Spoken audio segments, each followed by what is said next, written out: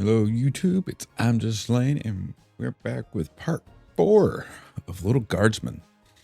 I know if you watched the previous part, a lot happened. A lot happened.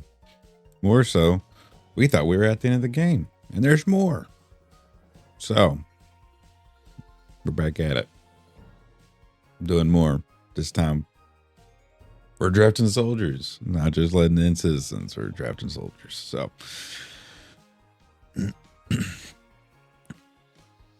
probably play this for the whole stream. See how far we get. Yeah, let's get started. Right.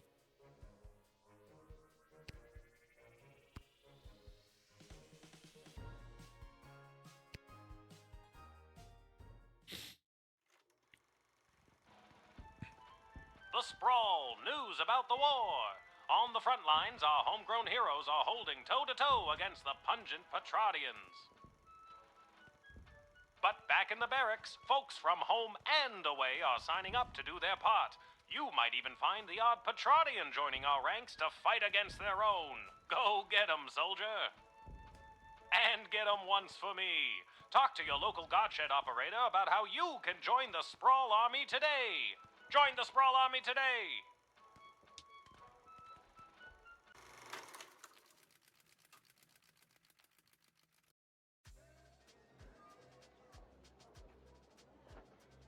Any questions? Did you see my dad? He was there. He looked okay. No, I meant questions about the new drafting procedure. It was in the weekly update video. You mean the propaganda video? You know what propaganda is? I didn't until I watched that video.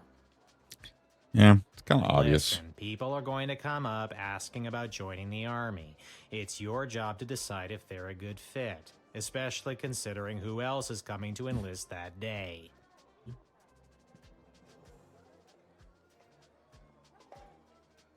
Oh.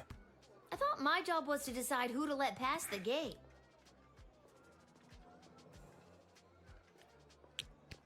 That's also your job. This is wartime. You have to do two things now. I wish my dad was here. He'd show me how to get out of doing two things. Up until now, we've tolerated a 2-star average with you, Guardsman. Not anymore. We are dancing on a knife's edge here, so now you have to maintain a 2.5-star average, or it's game over. Oh, and if you don't draft the right people, we could lose the war. Also game over. Also game over. Wait, figuratively or literally? Both. Oh my god. Oh my god.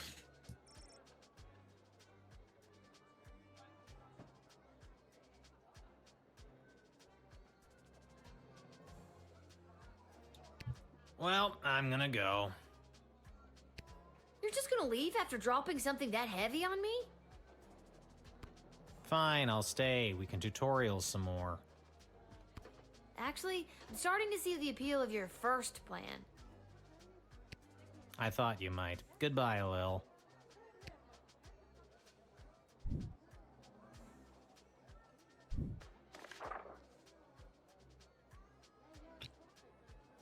After a month of the siege, Sprouse's resources, namely its food stores, have reached new dangerous low. If a guard discovers any means to improve our dwindling food supply, contact either myself or Lieutenant Stryker. Failure to contact leadership will reflect on your star ranking. Ash. Related, any individuals or groups coming from outside the sprawl who will burden our meager food supply are carefully vetted, like with one item. With item 1, the decision to admit anyone who fits this description should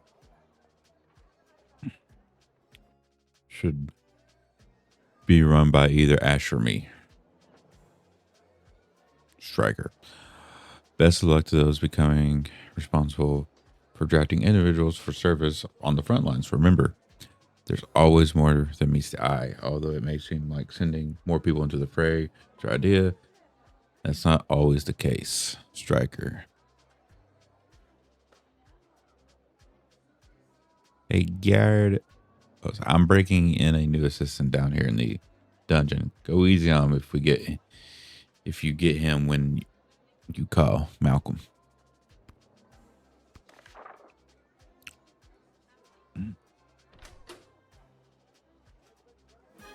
Oh yeah. Yeah. Stuck up on a juice spray. It's always good. It's always a good combo. There we go. X-ray is always a go-to. Decoder's been coming in handy lately.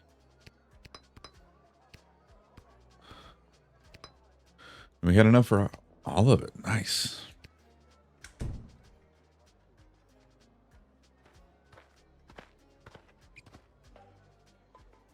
Excuse me, ma'am. Is this the place where a fella could sign up to join that war that's going on? It is. Why? Do you know someone who's looking to sign up? Sure do, ma'am. His name is Elmer John, and you're looking at him. I'm talking about me, ma'am.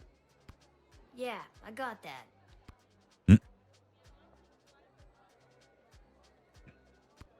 Now, what's a guy like you doing wanting to fight in a war like this?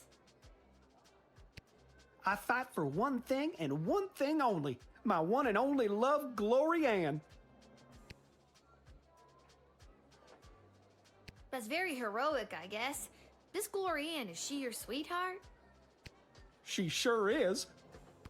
And does Glory Ann feel the same way about you? She sure does. At least, I thought she did. Oh. Dive a little deeper on that, bud? Dish the details, Elmer. What happened? Let's go a little bit more into Well, this. you What's see, happened? ma'am, how it is like, it's like this, you see. It all happened this way, it was. Elmer, faster with the dishing. I'm sorry, ma'am. It's just all too painful to talk about. We were engaged to be married, and I caught her in the arms of another man, my neighbor Bosco.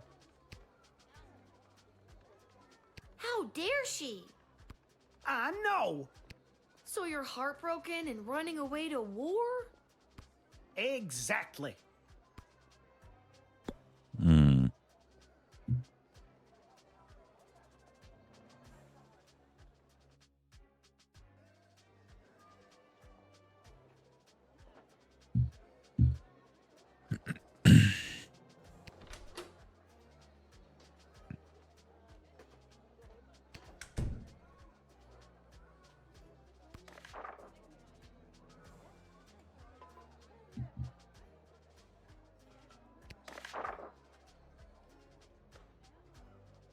One more time. Do you really think running off to war with a broken heart is the right thing to do? Have you tried talking to her about it? No way, no how, no ma'am. The minute I saw them together, I jumped to the first conclusion in my head and left town to do the first thing I thought of doing. Uh-huh. Now, are you going to let me join up or what? I don't think you fully thought this through, Elmer. Who has time for thinking when there's running away from your problems to be doing? Hmm. You don't got the right mindset, buddy. I'm sorry.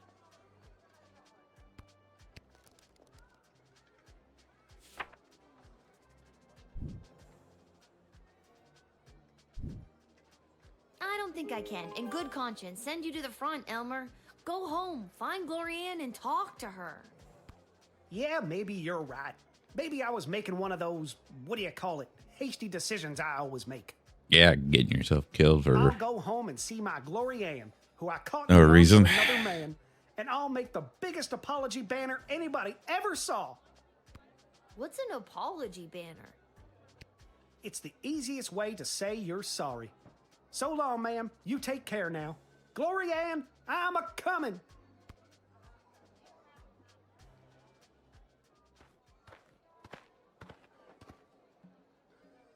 Ah, it's you again. I remember you, the miserable wretch who saw to me the last time I came to this repulsive, simmering carbuncle of a city. I remember you too. You're that unpleasant, obnoxious Ebenezer Scrooge knockoff. Yes, we have met. Yes, we have, Matt. It is my intention to go straight to the bank of the sprawl and have my substantial monies removed from this sinking barge of a city before the banks are overrun, or worse, sacked. Mr. Dunn just needs to hear my confirmation number, and I will have my fortune sheltered in a more rich people-friendly nation.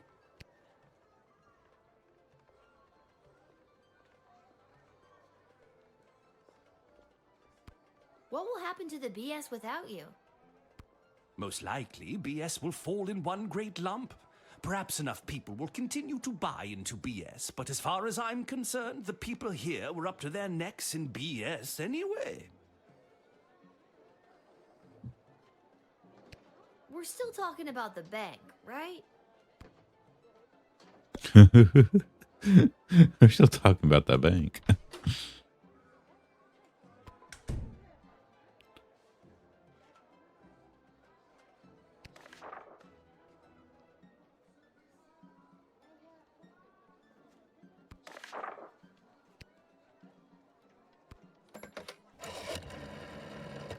As well call. Miserable old...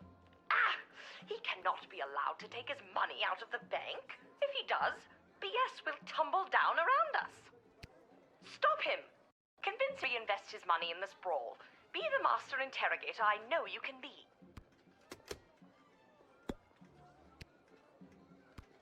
You can't let the bank fail. We need that BS money to make sure the city doesn't fall.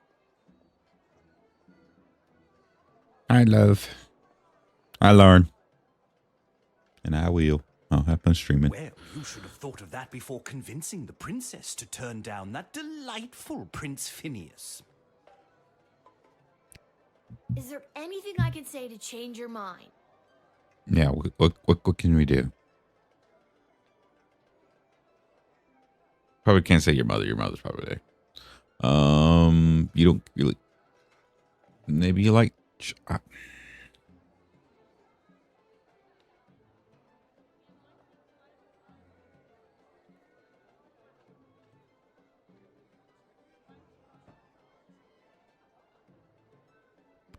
Oh, come on. What would your mother think? Taking all of our family fortune away and leaving the poor to die in the streets? Mumsy would be so proud. Hmm.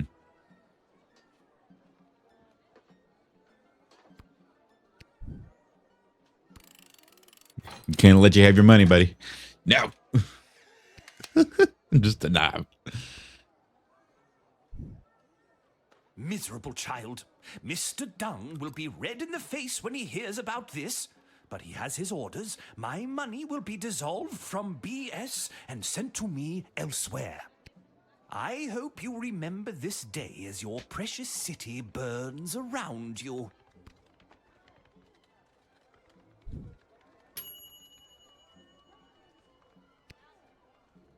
So you want?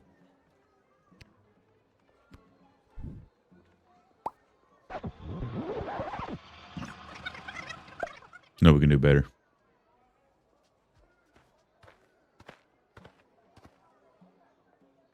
Ah, it's you again. I remember you, the miserable wretch who saw to me the last time I came to this repulsive, simmering carbuncle of a city.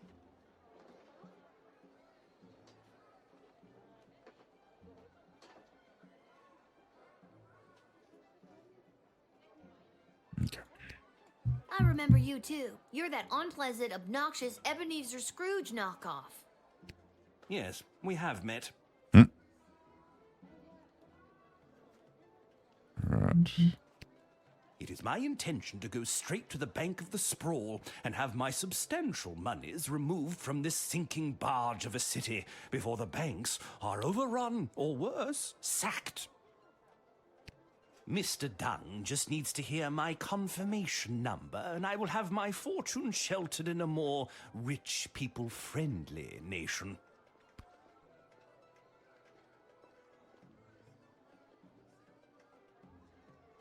What will happen to the BS without you? Most likely, BS will fall in one great lump. Perhaps enough people will continue to buy into BS, but as far as I'm concerned, the people here were up to their necks in BS anyway. We're still talking about the bank, right? Hmm? You can't let the bank fail. We need that BS money to make sure the city doesn't fall. Well, you should have thought of that before convincing the princess to turn down that delightful Prince Phineas. Is there anything I can say to change your mind? Oh, come on. Think of the children.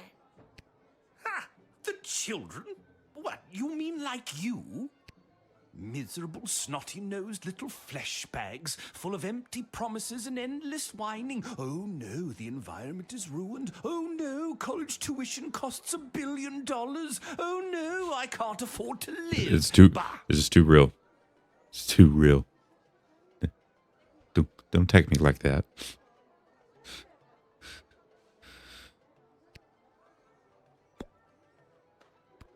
You've delayed me long enough. It doesn't matter what you do at this point. I'm taking my money and leaving this miserable city to rot. Deny me entry, and Mr. Dung has my express orders to dissolve my account and have my money sent to me elsewhere. Arrest me, and with my one phone call, I will have Mr. Dung carry out my wishes from jail. It's inevitable now.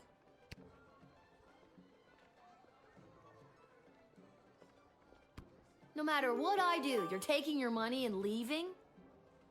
That's right, you lose. 1 star for you. This can't just be a dead end, can it? It can, and it be. The end.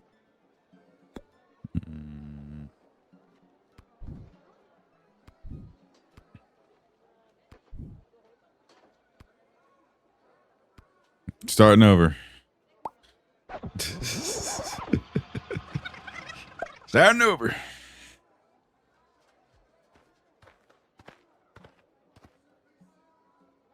Ah, it's you again. I remember you, the miserable wretch who saw to me the last time I came to this repulsive, simmering carbuncle of a city.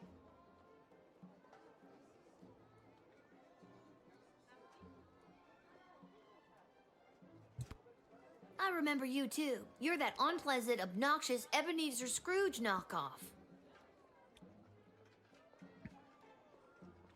Yes, we have met.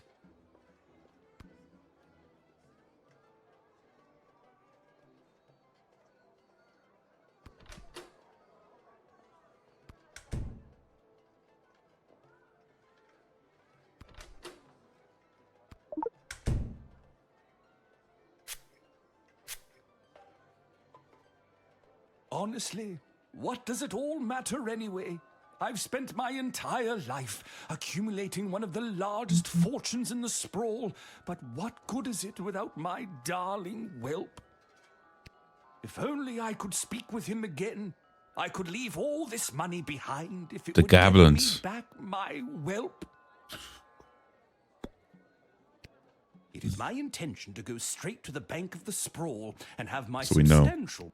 Mr. Dung just Speed through needs to- this. We know what we got to do. What will happen? Most likely. We're still... You can't let the bank fail. We need that BS money to make sure the city doesn't fall. Well, you should have thought of that before convincing the princess to turn down that delightful... Is there anything I can say to change your mind? There is only one goblin I think of, and I think of him constantly.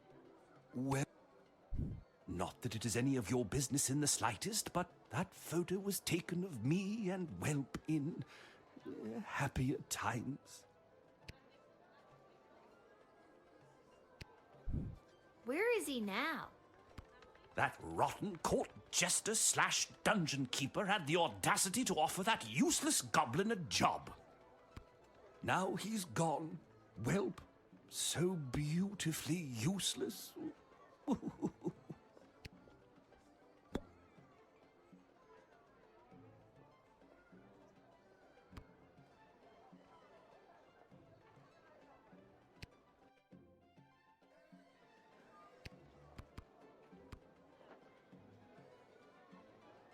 So if we know,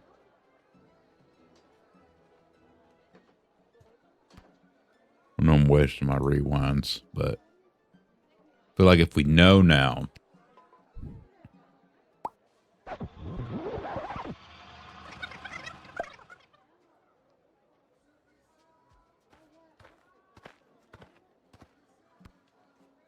Ah, it's you again.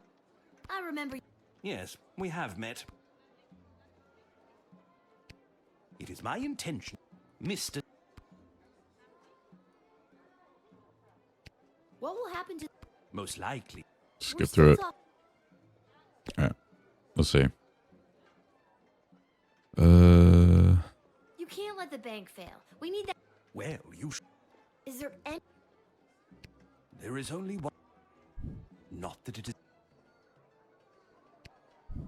Where is he now? that rotten. Now he's gone.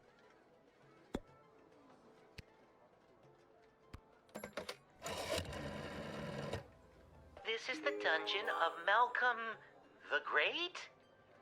Just read the cards! Just read the cards. Oh, okay. This is the dungeon of Malcolm the Great. May I take a message? Wait, who is this? Who is this? Lil. Oh, Lil! It's me, Welp!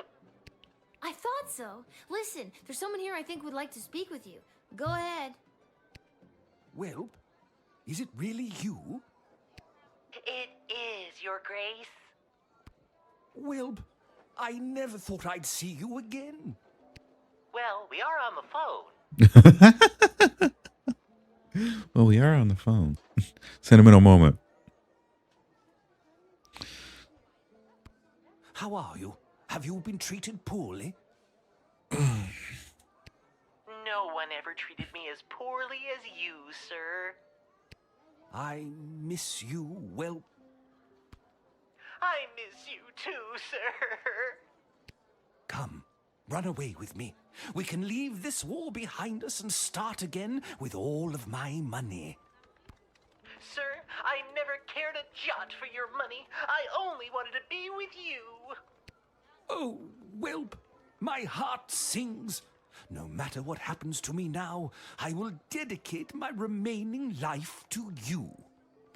And what about your remaining money? I'll donate it to the poor. Just kidding, but I won't take it away with me today.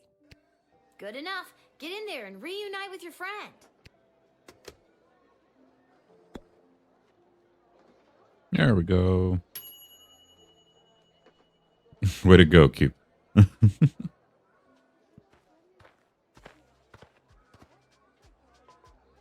Where is he? Where's that meek little slunk of a man? I have no idea what you're talking about. Did a hopelessly heartbroken fella by the name of Elmer John come by this way?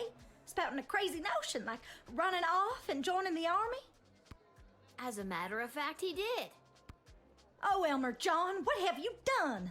Tell me, did you allow that fool to throw his life away over nothing? I don't know if I'm allowed to tell you or not. I have to know if you sent him off to war, because if you didn't send him, then I'd like you to send me, to get as far away from that fool as possible. Ma'am.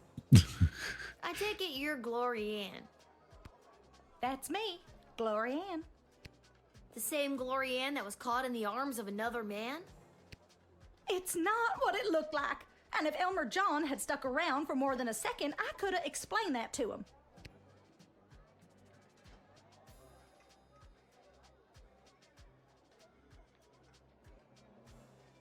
So what? You're sick of these lunk-headed men getting all hot and bothered and making hasty decisions over something that could have been settled by a rational conversation? Exactly. Mm-hmm. Even if that fool Elmer John is drafted as well, and he's there waiting for me with his big dumb eyes and his cutie pie dimples, it won't matter. He won't be able to smooth talk his way back into my heart after doing something so stupid like running off and joining the war. At this point, it doesn't matter if you let him in or not. Either way, I've made up my mind. Come on. You really don't want to know if he was or wasn't drafted? What if he's at home waiting for you? with a big ol' apology banner that says, "I'm a fool, take me back." I'm a fool, take me back. He's run out of apology banners this time. Him and his suspicious mind. Not to mention the wartime measures prohibiting the sale of fabric for such frivolities.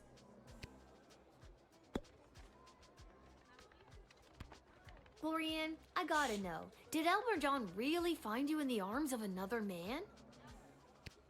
That's only what Elmer thought he saw. It all started when that big loud Bosco from 2 houses over came round like he always does to try to court me again. I explained to him that Elmer John had asked for my hand and that I had said yes. And then Bosco explodes and says he's gonna smash Elmer's head like a jug. So I lunged at Bosco to hold him back. The big brute. That's what Elmer saw. And the next thing I know, he's crying about going off to war.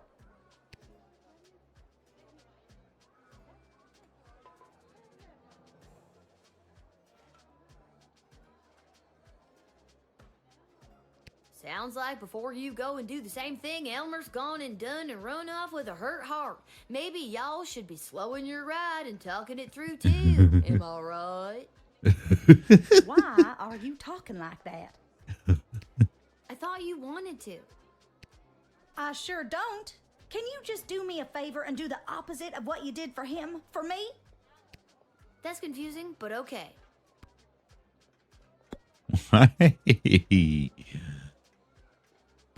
Making hasty decisions. No.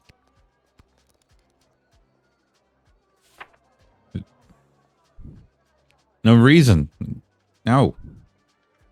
Now, I'm not doing this because I drafted Elmer John and I'm trying to keep you apart. I understand. And I'm not doing this because I didn't draft him and I want you two to be together. Understood. I'm doing this because I don't think you fully thought this through. I'm denying your recruitment into the army. I guess I was acting a little hot under the collar there for a minute. I should go home and talk things over with Elmer and...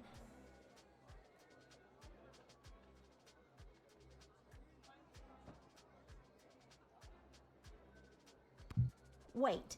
Now will you tell me? What happened to him? Did he get drafted into the war? I didn't send him to the front. I think you'll find he'll be waiting for you when you get home. Big ol' apology banner and all. Thank goodness.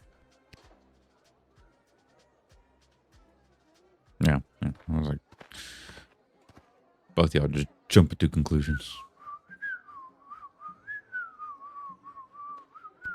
Oh, hello, Lil. Isn't it an absolutely beautiful day? Sun shining, birds chirping. Why, a gobbo could almost sing about it. Nice to see you again. You too. I'm just coming from a conference of GLA members from different nations looking to help each other out. The GLA sounds like it's thriving. It sure is. We made some major inroads with a sympathetic group of Petrardian miners. They've offered to dig tunnels that will bring food to the sprawl without anyone knowing. I hope we can get these plans to Queen Desdemona for her stamp of approval. Then we can get things underway. You should take these to the Queen. I'm on my way there now.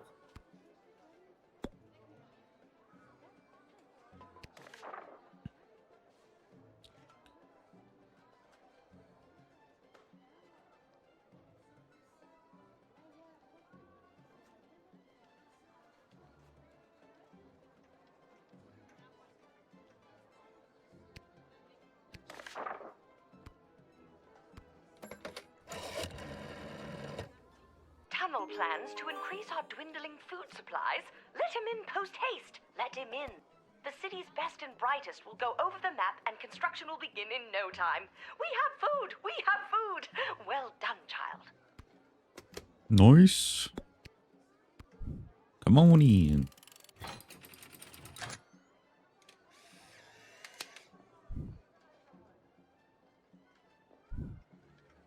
Lil, it is always a pleasure. Julian, I hope you have a fantastic day. Do you really mean that? I I do. sincerely do. Keep up the great work, friend. Thanks, Lil. You're one of the good ones. Oh. Back. Oh. Nice. Doing good.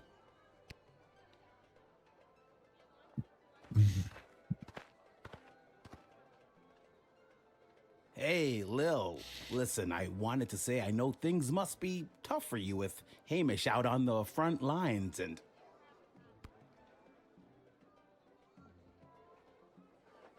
And what? The fact that I have to work a full-time job at age 12? Yeah, that's gotta be tough. And the fact that I live alone on top of a dive bar? Well, you'll meet some interesting people. And the fact that my dead mom's still dead? Oof, yeah, that's pretty rough. Well, if you ever need someone to talk to, you know where to find me. I'm actually not sure I do know where to find you. Yeah, don't. You just kind of appear. Oh, well, normally it would be at the barracks, but for the foreseeable future, I'll be running security for Her Majesty Queen Desdemona. After you finish your shift, Her Majesty and the Royal Consort have asked to see you.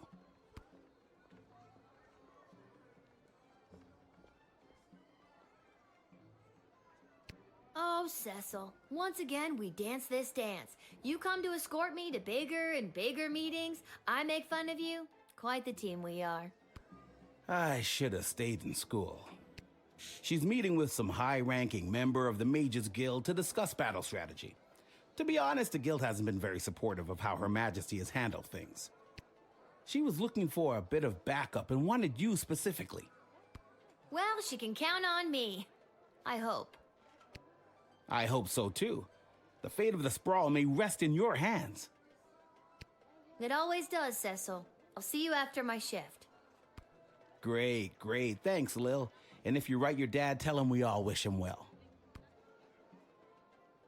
I will. I know he'd love to hear it. See you later, Cecil.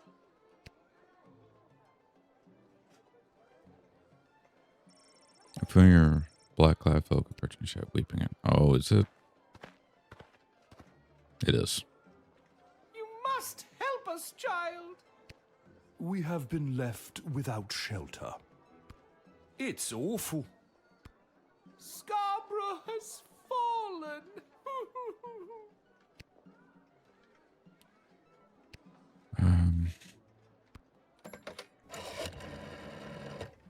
Oh, my heart just breaks for the dear Duchess and the people of Scarborough. While our food supplies remain dangerously low, with the tunnel operation unlocked thanks to you, we should just be able to feed everyone, including these refugees. You may let them in. Okay. But with groups like this, do make sure criminals aren't infiltrating the Sprawl, hiding in plain sight. It's the oldest spy trick in the book. Throw on a cloak, jump from a certainly fatal height into a hay bale, that kind of thing. If things Was it Assassin's Creed? time to interview them individually, but they're not. So do your best and don't mess up. Ta!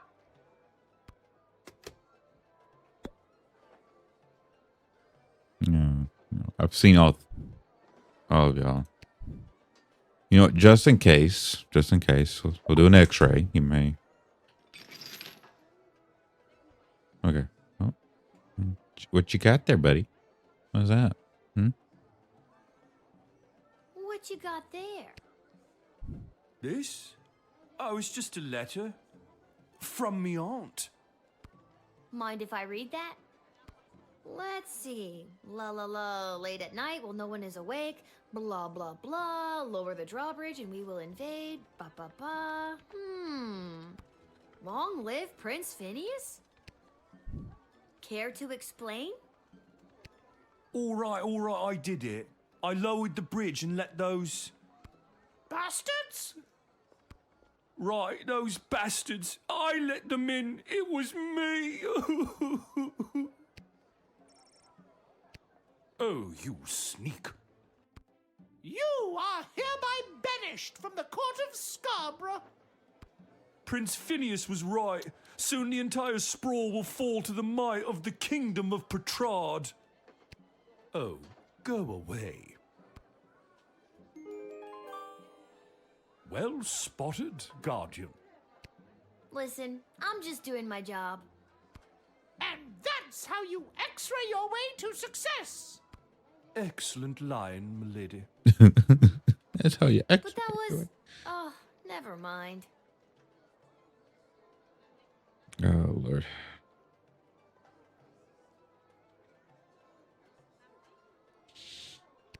Even with that settled, I'm still not sure what to do with these people. I mean, we can let them in now that we got the trader gone. Because we've already called Ash about letting them in. Bless you, dear child. Yes, thanks awfully. As I said, we are incredibly hungry. There should be enough food for your people. We have a new plan to bring more into the sprawl. Regardless, you are a hero in the history of Scarborough. If our lands are ever restored to us.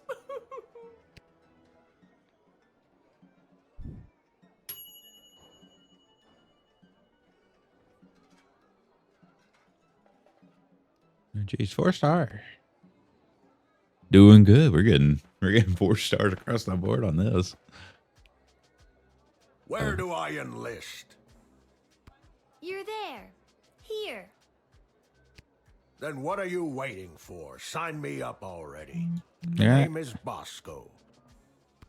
I heard that lily-livered runt Elmer John came by this way, and I want to catch up with him so I can smash his head like a jug. Bruh. You're just the kind of guy we're looking for. But I'll need more than just a first name to sign you up. Houlihan. Okay, Bosco Houlihan. And last thing, why do you want to smash Elmer's head like a jug? Because he's a fool. I trust it's common practice to go around smashing people's heads like jugs where you're from? Only if they're dumb enough to run away from a quality dame like Glory Ann. So to be clear, you're mad that he ran away from Glory Ann? Yes. Because you wouldn't run away from Glory Ann if she wanted you. Yes, but she's made it clear that she doesn't. This little drama is wrapping up quite nicely. It will once I smash Elmer John's head like a jug. I don't think a head really smashes like a jug. How would you know? Did you grow up with hundreds of jugs around the house because your father was a jugsmith? Jugsmith? Chuck Smith. It's a real thing. It's a real Why are you stalling? Let me through. I want to go join the army so I can... Smash Elmer's head like a jug. Yeah, I got it. No. Well, yes, but I want to join the army so I can find my place. My purpose. Glory Ann doesn't want me. I have come to terms with that. Maybe in the army I can find some brotherhood. Some kinship with other people who maybe have signed up for the same reasons as me. A broken heart. And a desire to break heads. Like jugs. That was surprisingly deep, Bosco Houlihan. Thank you. Now let me at that rascal Elmer John, and I'll tear him apart like an old... First it was jugs, now it's old hats.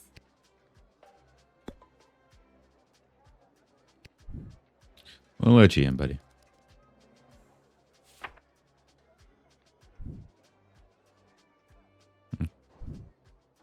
Listen, Buster, we need you. My name is Bosco. I know. But Listen, Bosco, we need you. okay, good. Look out, Elmer John. I'm coming to smash your head like a jug. Yeah, go get him, if he's there. Honestly, I forget what I did with him.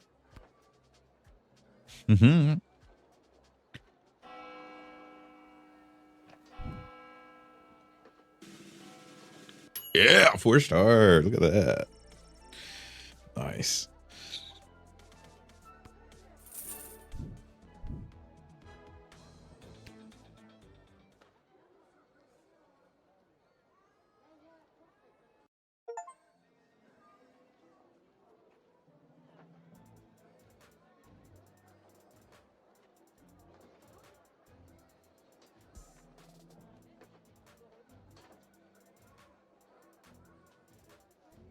Double check my schedule. I'm pretty sure I go that one for work. Just making sure before, dive into anything crazy.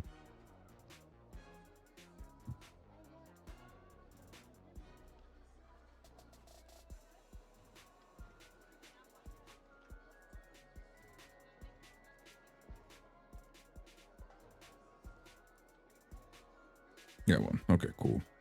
It's like,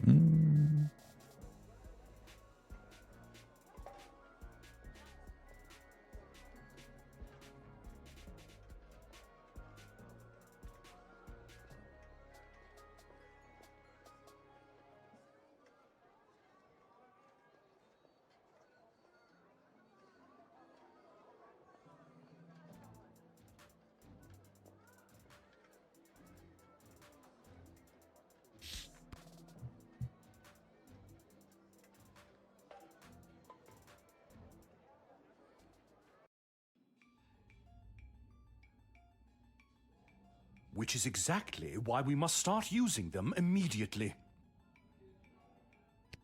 The risk is too great. We need more time to study the long-term repercussions. A luxury we can ill afford. Your Majesty, Lil has arrived. Thank you, Cecil. Lil, thank goodness you're here. I've got a problem. You have an opportunity, Your Highness. You know Tyronius Athanatos, I believe. Yeah. Had the pleasure, I guess. Yes, I remember this little guardsman. And Dr. B. Have you met Dr. Beatrix von Matterhorn, Lil? I have. She works at the hole in the ground by the edge of town. Yes, I mean, it's an archaeological dig site, but yeah, that sounds about right.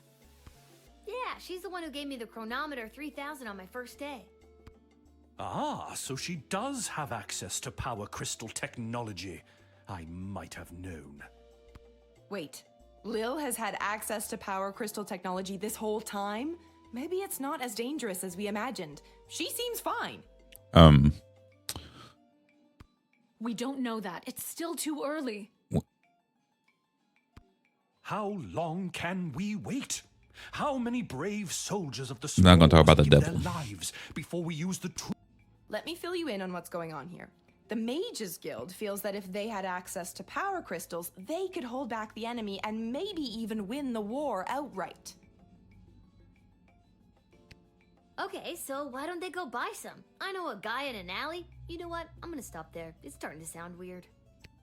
They want all the crystals. Access to every dig site and existing stockpile in order to amplify their power. The good doctor could simply give us the blueprints. Or better yet, the working model the child has in her possession. This would allow our research to flourish in no time. Dr. Beatrix feels that there are too many unknown variables to use it safely on a larger scale. Oh, yeah. The Mages Guild is and always has been reckless. There's no way I'm handing my research over to you. Not until I see the full effects on my human test guinea pig here. Yeah. Wait, what? We both knew what this was. Well, Lil, you've been using power crystals at the guard shed. What do you think? Are they too dangerous? I don't know. How many times do I have to tell you people? I'm 12. Thank you for your counsel. I always appreciate having multiple opinions when it comes to big decisions. I have made up my mind. Dr. B will continue to oversee Lil's progress with the chronometer 3000, and it will stay out of the hands of the Mages Guild until we can be certain that it is safe to use in this war. Then at least allow the guild access to the crystal reserve for the sake of the Sprawl's future. For the time being, the reserve shall remain under my control. For the time being. My decision is final, Tyronius. You will find that I am not as easily swayed by you as my father was. Yeah, I ain't letting him do anything. I'm just here to support my lady love. This choice has been eating her up inside. It's an important decision, and I want to do anything I can to help. I think she made a good choice. With you, I mean.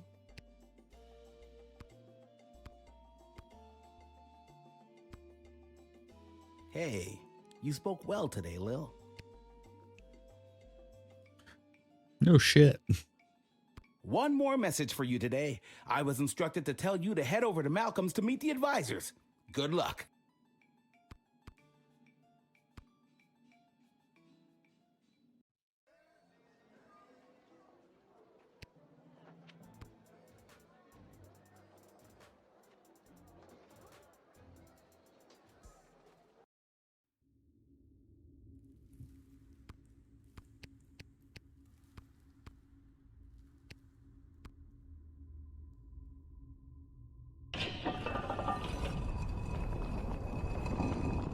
What I don't understand is why would they have summoned her to a meeting without us there? Where's the fun in that? Without at least one of us there. And we all know it should have been me. You really believe that, don't you? When it comes down to the serious, important things that affect this kingdom, I think they'd rather take advice from the strategic mind of a ranking military officer, rather than the 2 cents of a goofy, hopped-up lunatic with questionable taste in fashion, or a lousy court jester.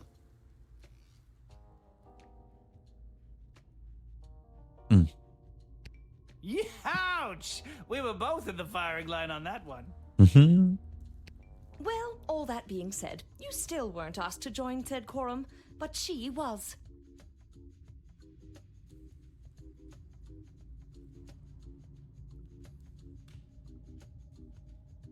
And she is here.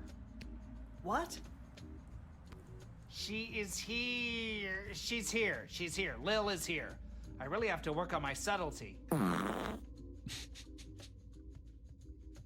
Why? Why?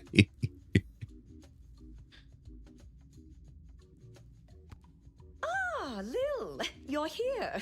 We heard you got summoned to talk to the Queen and her new choice of partner for some kind of special quorum. How was it? Was it boring? What kind of boring things did they talk about while you were there? Tell us.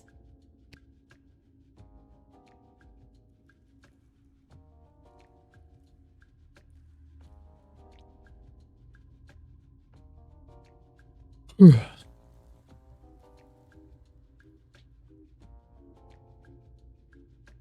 think if they wanted you to know what they talked about at the meeting, they would have invited you. She won't tell us anything. She's as useless as you two are. I take offense to that. Offense to what? Sorry, I got distracted. Can I go now? You're dismissed. Ain't telling y'all anything. You already got me working at a guard shed for no reason.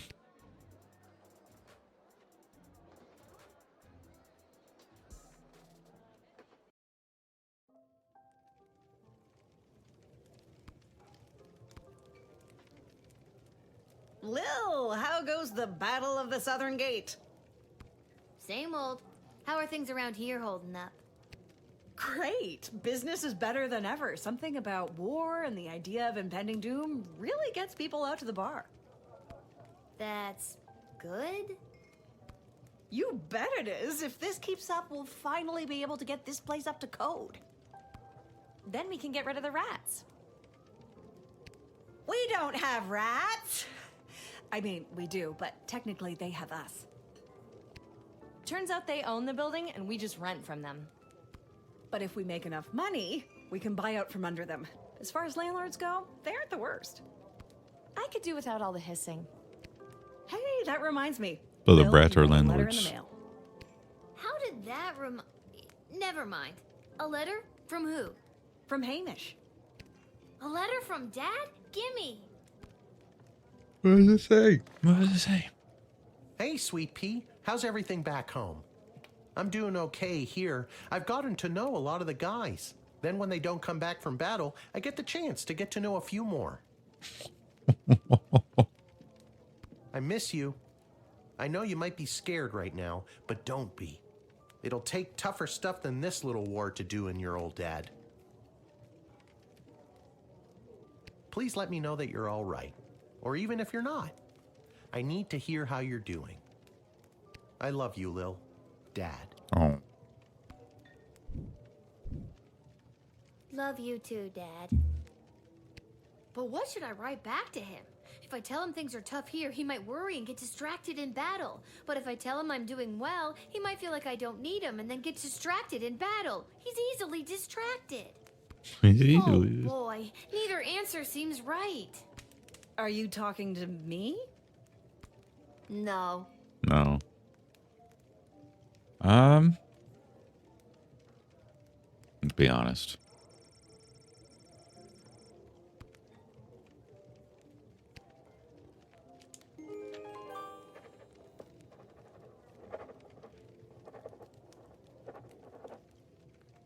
There, that should do it. Hey Arda, mind making sure this gets to where it needs to go? Sure thing, Lil.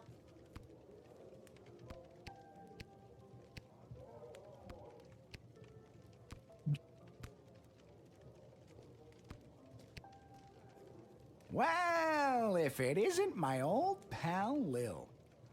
Oh, so now you remember me. Always did, kiddo. Just had to play it cool while at my legitimate place of business. My former legitimate place of business, that is. Oh no, what happened? Tough to say, kid. Could have been any number of things. Change in management, downsizing on account of the war. It was probably the illegal gambling operation you were running out of the concession stand. Tough to say, kid. Regardless, I'm here on official bookie business. I've come to collect a debt from Hamish. Sounds about right. How much does he owe you? 30 gold, and I've got the marker to prove it. Hey, I earned that. And so did I. Pleasure doing business with you, kiddo. But hey, I'm not all bad. I hate to take a young kid's pocket money so heartlessly. Doesn't seem that way. Hate to take it without giving them a chance to win it back, that is. Fredo, no gambling. No gambling. No gambling, Fredo. No gambling, just talking. Listen, the Sprawl Brawlers are playing out of town today, and they got the game on that there TV. Tell you what I'll do. You pick who wins, and I'll give you your 30 gold back. If you don't, I keep it. How does that sound to you? That sounds like gambling. Sounds like gambling. No gambling. I ain't hearing a no here. Which team do you want to hear about? Now, this team is really something. The owner fired all the players and hired his extended family to play for the team.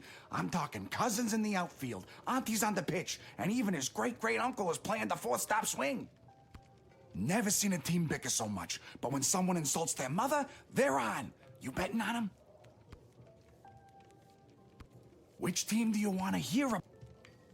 With most of their star players being drafted in the war, the team was left with the weaklings and rejects even the army wouldn't take.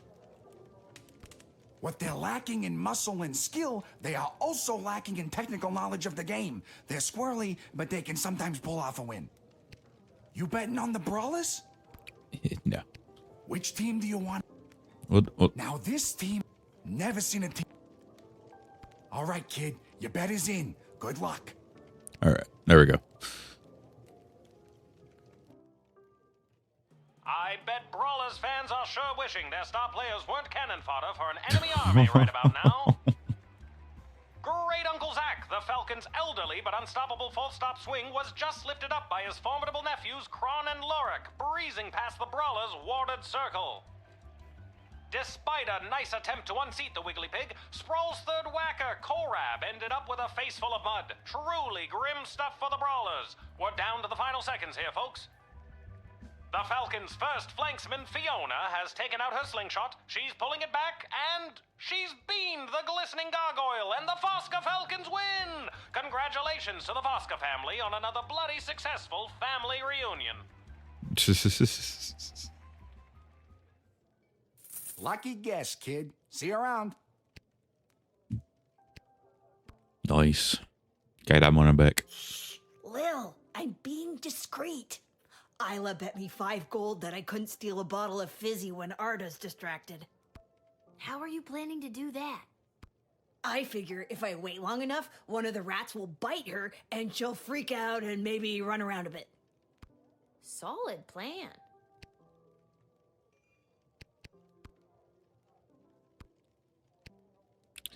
All right, let's buy some crystals. I think we might be able to buy one, but that'll be about it.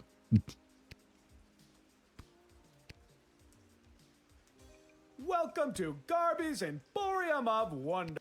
Really? You mean you don't have any left?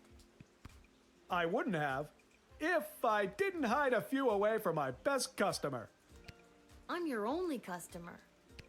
You were my only customer. Is that a I go ocarina? to the mage market. I don't know if I'll be able to keep these crystals That's in an stock. ocarina. Well, the good ones anyway. The mages didn't seem to have too much interest in the cheapo ones.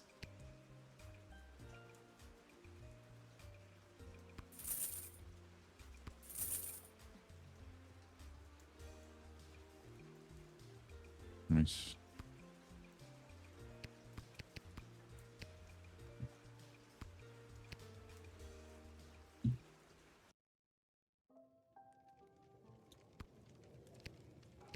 I think that's it.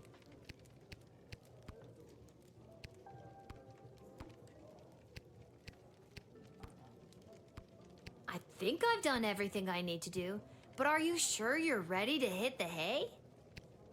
Yep, hit the hay. All right, let's read our summary for the day. See how everyone did. And well, reunited with his darling whelp, Grumpkin T. Dankworth was a changed man. Together, the two traveled through Kaladar, sailed Lake Inez, and even summered in Fireball Canyon. He laughed as he had never laughed in all his days, and their nights were filled with food and wine, music and love. They ran holding hands through the fields of flowers. On one such sprint, Grumpkin clutched at his chest. His heart had overflowed. More accurately, he suffered a massive heart attack. Try as he might to revive his former master and now true love, Whelp was unable to resuscitate. Oh man, a simple funeral was held, and the widower Whelp counted himself lucky as to never had such a love as this. To have ever had such a love as this. Oh. As for substantial riches, they were held by Mr. Dung, head of BS, until such a time. I think we're still shred. The old man had donated his entire fortune to the GLA. A small flower garden was built in honor outside of their headquarters. Thanks to his timely arrival back in the sprawl, Julian was able to prepare a lavish birthday party for his best friend Gary. Every goblin, troll, halfling, cyclops, and mole person who was anyone was there. It was a bright spot in what had otherwise been a dark few months for the sprawl. As a birthday present, Julian gave Gary a pure, unrefined power crystal that he received from the visiting miners. The glint of its unearthly glow reflected in Gary's eyes as he inserted the powerful crystal into his practice wand.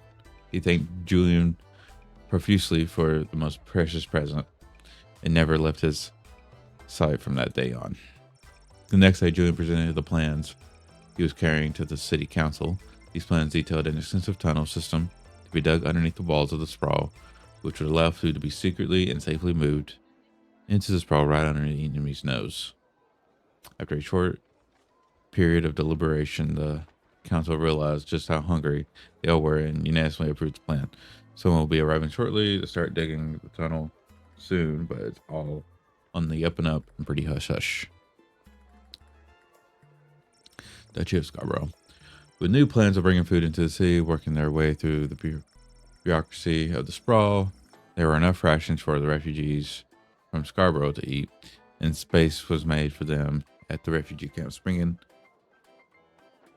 springing up down at the docks.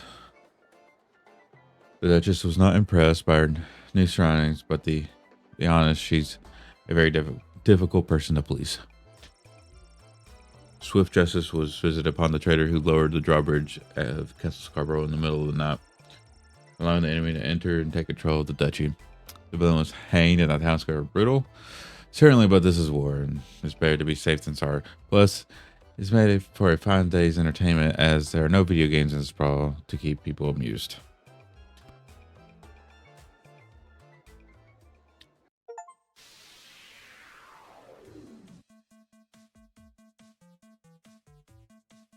What is this?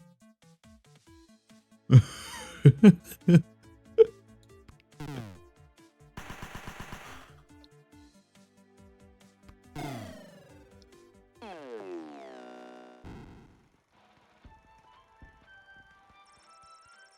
garrison station and small secret western food depot successfully repelled the invading Petrardian forces.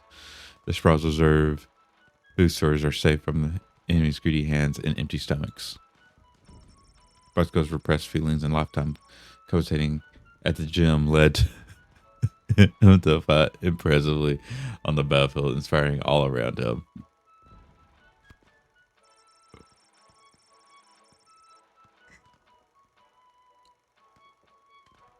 Elmer John went home and talked things over with Gloria, and they called the engagement back on and married soon after.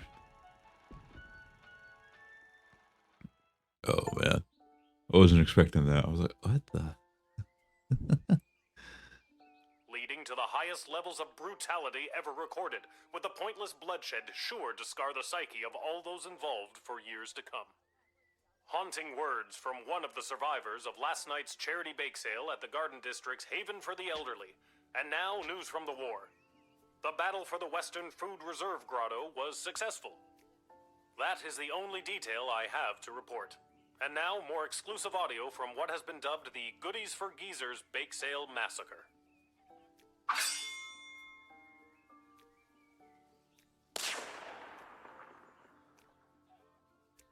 That's my banana bread. That's my banana. What was that? Speak up.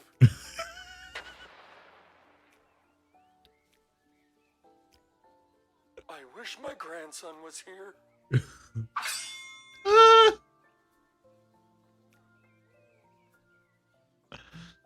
Lord, I wish my grandson was here. Hey, a letter arrived from Dad. Hey. Dear Lil, thanks for writing me back, but your letter concerned me. I'm sorry to hear that you and everyone aren't doing so well. Worrying about you kept me up all night. I didn't get a wink of sleep.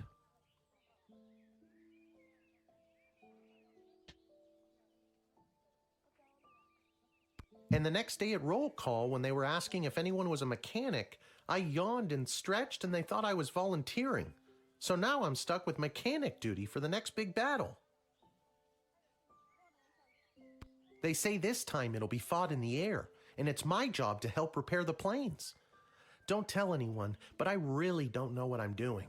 But my grandfather was a master mechanic, and I'll always remember the words he said to me when I went to visit him as a kid.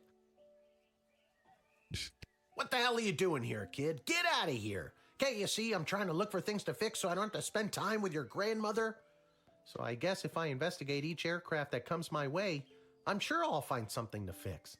And then I'll help win the battle. Thanks, Granddad. That goes for you too. If you draft any would-be airmen, make sure there isn't anything on their end that needs fixing first. Anyways, I better go. Drop me a line again, will ya? But this time, maybe don't write such bad news. If I accidentally volunteer for something I'm not trained for again, who knows what'll happen? Sincerely, Dad. Oh, no. I'm so glad he's okay. I'll write him another letter tonight. I guess we'll lie. My spies have informed me that there's increasing dissatisfaction fostering dissent within the enemy's inner circle. Do with that information what you will. In addition to the forces that were drafted, the outcome of the last battle was also due to the state of our equipment. Men, women, and creatures are marching into battle with Striker, although their proposal for addressing our little food shortage problem was rushed through council without the scrutiny of our approval. Please send my associate from Cadian Corps every possible courtesy, and don't trouble yourself too terribly with the nature of the plan. Nothing's here, as they say. Guardsman Randy has been brought out of forced retirement to supervise our food source. Welcome back, Randy. I may have stolen a deck of tarot cards off an old wandering nomad type woman. So far, everything I've predicted has come true. Now the old bag yelled something about a curse if the cards were overused as I was running away. But I'm sure it's nothing. Look at me. I'm batting 1,000. I've got all the answers. Call me now. Malcolm, fortune teller to the stars. All right, let's get started. We got so many.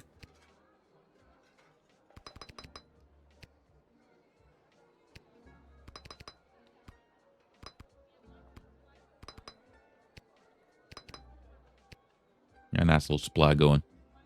I haven't really needed it. Not that much. Oh, unhand me, you fools! I must be granted entry immediately.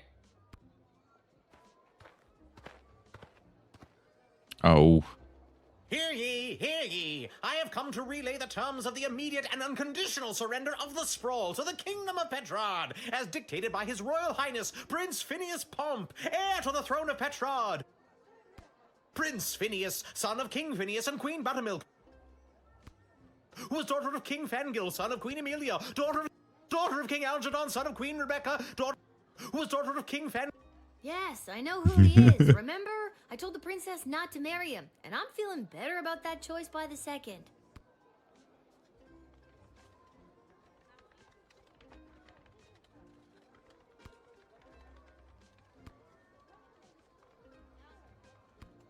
Let me in, peasant! Princess Desdemona! Peasant? Wow, I didn't realize you were royalty. Well, I'm not. So that means you are also a peasant, right?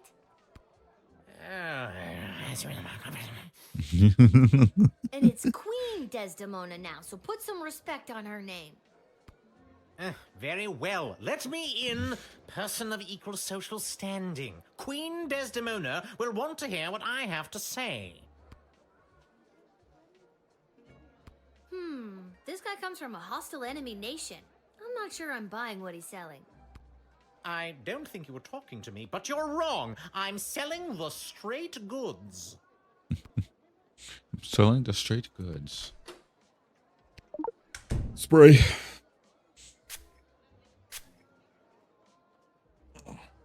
It is my intention to divulge the top secret battle plans I have been made privy to the Queen in exchange for food for my people.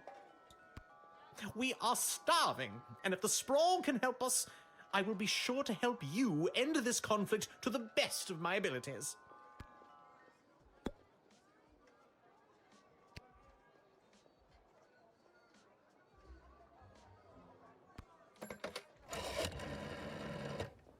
Terms of immediate and unconditional surrender, is it?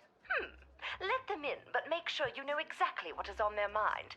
You know what they say, keep your enemies close, and your friends so close. Is that what they say? Sure is, and I should know. I have a lot of friends. With that philosophy, I'm not surprised.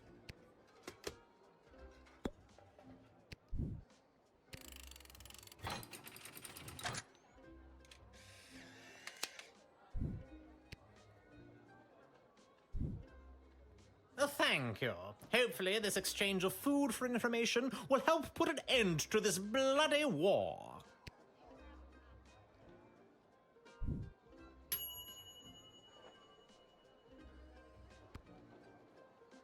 Nice, nice. Turning. Things are turning around. Ahoy, child manning the gate. Ahoy! Adult in a basket? Ha ha! I like your spirit. I am here to enlist in Her Majesty's Air Force. Once inflated, my grand contraption shall sail high above the clouds. First, I will destroy the enemy air force, and then it will take me no time at all to traverse the entire world at that altitude. Wow, that sounds so cool. Traverse the entire world in what exactly? Why, it's a balloon, of course. When inflated to almost bursting, this ball will carry me up into the sky, keeping myself inside this wicker basket aloft. Simple science. Wow. I first read about the floating ball machine in a book about a chap going around the world in 80 days. Julie Goblin Vernon, I think his name was. This was many years ago, mind you, so I figure doing the same in 79 days should be a piece of cake. A new record, I'd wager. Of course, all that depends on whether or not you help win the upcoming air battle first, right? Obviously. That is definitely my top priority. Convinced me. This is my heat source. Fire. You see, when I fill the balloon with hot air, it goes up. Boom. Science. You can't just say, boom, science, and expect it to work. Do you actually think that tiny lighter is going to be strong enough to inflate a balloon that big? Yes. Why? Do you have something more suitable? Don't look at me. I got no candy for you. Well, we thought it was going well. Then I saw that. I was like, no.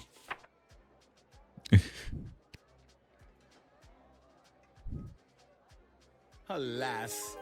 Now I will never prove myself to those bastards at the Royal Academy Club who doubted me.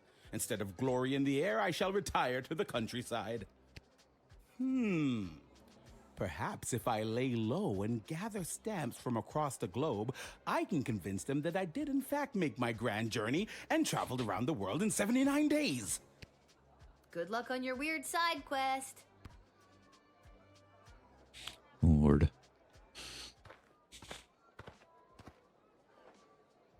Hey, I remember you. Really? Most people don't. Regardless, I am here today on behalf of Catering Corp regarding our services and food management. We are prepared to oversee the appropriate distribution of the Sprawl's food rations up until the time when this war is resolved in favor of either side. Very heroic of you to volunteer aid. The proposed services rendered come with a detailed budget and a projected ROI. Less heroic. That's heroic.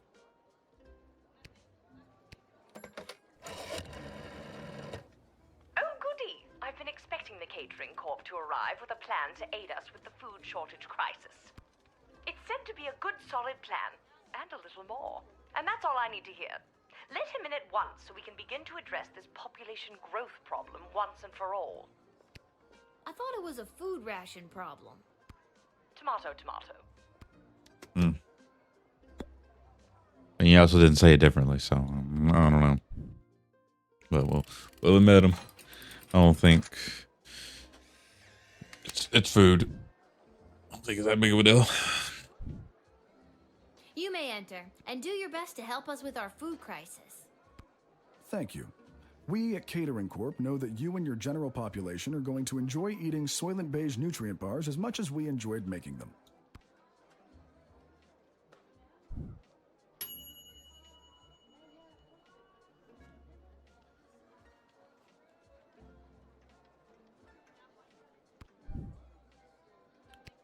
It's a 2-star. How can we get the 4-star?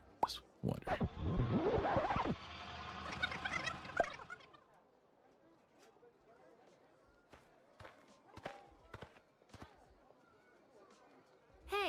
remember you. Really? We are prepared to oversee Very heroic of you to volunteer aid. the proposed service. Less heroic. It has come to our attention that the food rations are being severely mismanaged. If this trend is allowed to continue, the sprawl will be completely out of food in a week. Are you sure your numbers are correct? Of course our numbers are correct. All we do is numbers. We eat, sleep, and breathe numbers. Sounds like you take this pretty seriously. You must really enjoy cooking. Cooking has nothing to do with it. This is all about cold, hard facts, which coincidentally is the temperature and consistency of our food.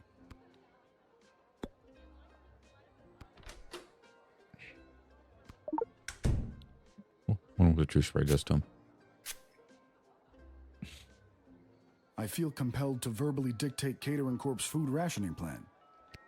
Item 1. All individuals above the weight of 71.6 kilograms will be allowed a single 14.7 gram ration of Soylent Beige nutrient bars per day. Item 2. Anyone below 71.6 kilograms will be restricted to food scraps and/or edible waste, either begged or foraged. What? Item 3. Individuals below 71.6 kilograms who succumb to hunger will be collected and repurposed into said Soylent Beige nutrient bars in order to sufficiently feed the remaining individuals above the weight of 71.6 kilograms. No. So concludes Catering Corp's extremely efficient plan to solve the sprawl's extreme food shortage crisis. I should have done this sooner. I don't want it. Collected Oh. and repurposed into Soylent Beige nutrient bars? Oh my god! I've got to tell everybody! Soylent Beige is people! Not just people, it could be goblins or ogres as well. Jesus.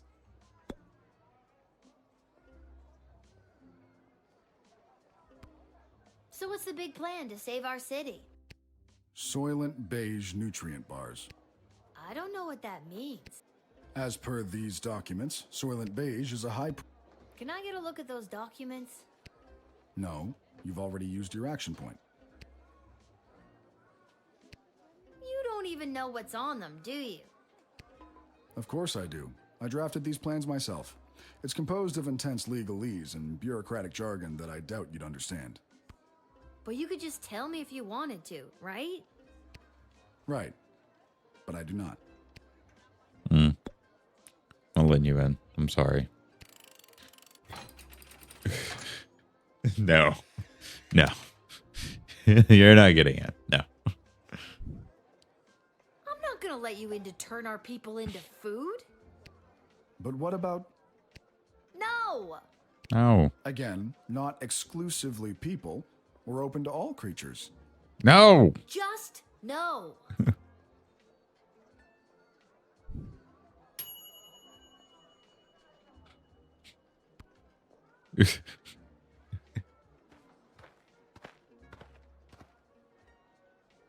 What's the holdup? I figured most of you Guardian Defender types would be out fighting on the front lines.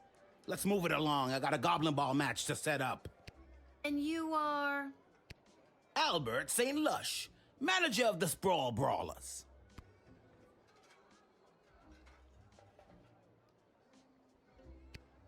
I didn't think any more home games were being played this season. You know, because of the siege of the Sprawl, the threat of invasion, and the ongoing war that could destroy us all. Yeah. Let me in and I'll make sure we get one last game. You sound very confident about that. What's not to be confident about? I'm a Goblin Ball manager. I've been managing Goblin Ball since you was in diapers. Besides, I've got a plan how we can get a game going. Okay, I've gotta know.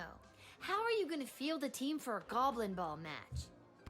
Most of the choice players from the Sprawl Brawlers are out fighting on the front, protecting the innocent, blah, blah, blah. My plan is grab the best looking prospects from whoever we've got defending the walls, load them up with, how do I say, confidence, and put the team together. Easy peasy. You think that the best of the rest from the Sprawl could really go toe-to-toe with a proper Goblin Ball team? Absolutely. And just between you and me, I think there's a chance we may have the better team. Wink. You didn't actually wink, you know. You just yelled the word wink. You just yelled the word. Or did I? Wink. Yeah, you did. Twice. Twice. Okay, I'll give you the inside dope. It's funny in a second. Check these out. So long as the players don't ask any questions about what they're getting, it's totally legit.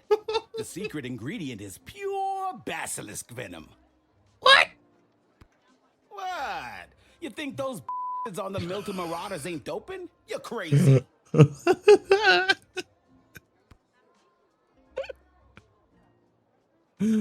Lord. These people. No. Well, there ain't no way I'm gonna win with these bombs now. Sorry. No. No. Look, can I level with you? I know this will weaken our defenses, but the Sprawl really needs this right now. I really need this right now. And you could probably use this envelope full of gold I've conveniently left for you right there out in the open. No. Gotta dope up our players with venom. Sir. You never did like Goblin Ball, did you? No, not really. Honestly, not really. But my dad sure does. Well, he's probably very disappointed in you right now. Good day. He's off out in the war.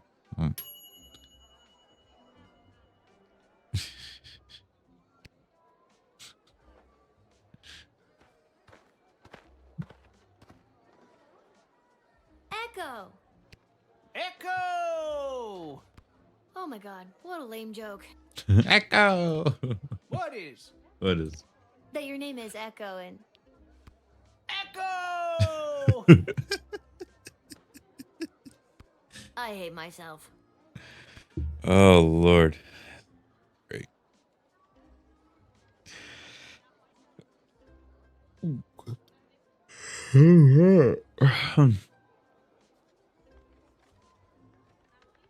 Brings you Come in. on, Echo, and don't you dare say Echo again. All right, little sister. Chill out. What are you doing here? The Mages Guild are all gathering in the Sprawl to discuss our place in the war efforts. Been a long time since we've all been summoned together like this.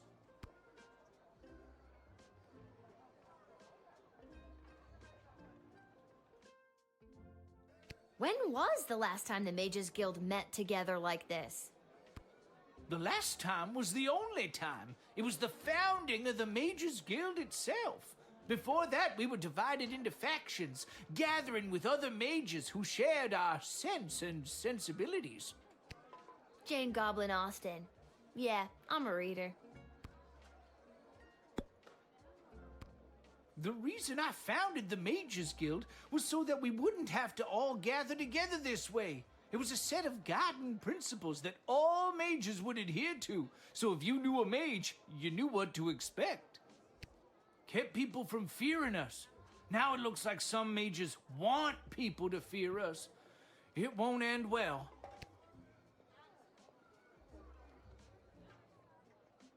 That sounds to me like a good thing. A set of governing rules to make sure people feel safe? Am I wrong? I don't think you are, but darker forces in the guild sure do. They think the rules are too strict. They want to use magic to control people and eventually the whole kingdom. If we Not don't gonna happen. stop them, there could be a rift in the guild itself with mages on both sides. It's getting pretty hairy.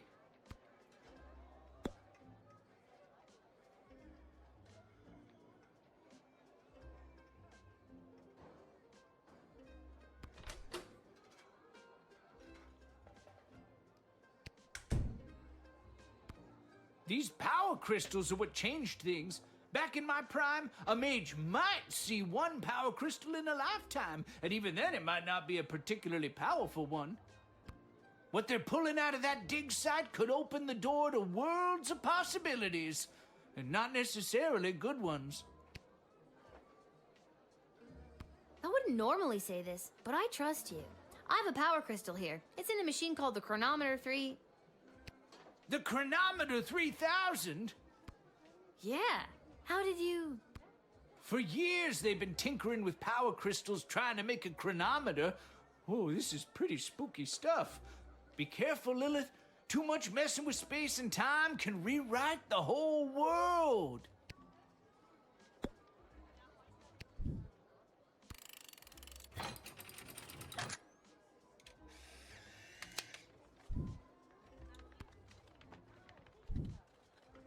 Thanks, Lil. I better get to the Mages Guild. But first, I may stop by the Twisted Sister and grab some grub.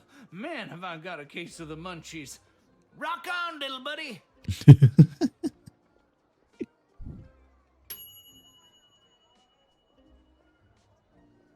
But he's good people.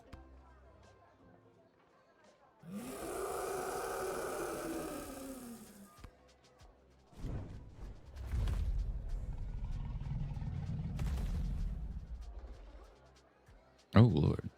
Whoa! Stand down, Peaches. It's all right. I'm here for the draft. Well, me and Peaches. You can communicate with... Peaches. Uh-huh. She's really good at taking direction. Sometimes. I'm still getting the hang of it. That is so awesome. Yeah, you get used to it. It comes with the territory when you're a dragon rider. Oh my god! Can I be you?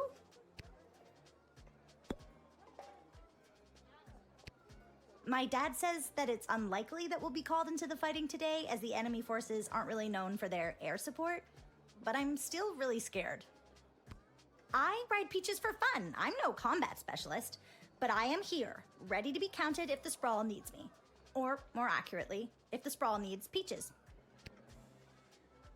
You are so incredibly brave. Oh gosh, thanks. I hope Peaches is ready for anything that comes our way. I know I'm nowhere near as good a rider as my dad, and I feel like I'm missing something. Oh well, I'm here and ready to go. What are you missing?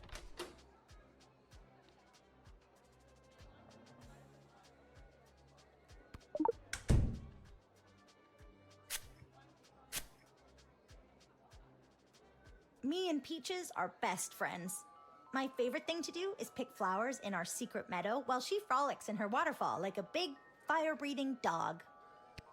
But I know she's 2,300 pounds of flying death when she gets worked up, and I'm worried we haven't been training enough and that my dinky little tin whistle won't cut through the chaos of battle. I wish I had something with a bit more kick.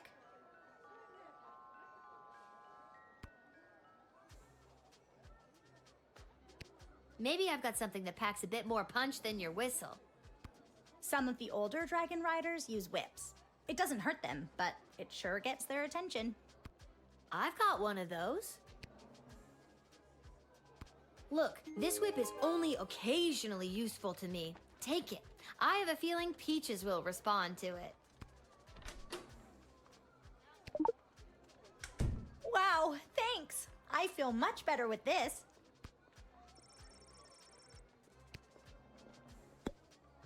There you go.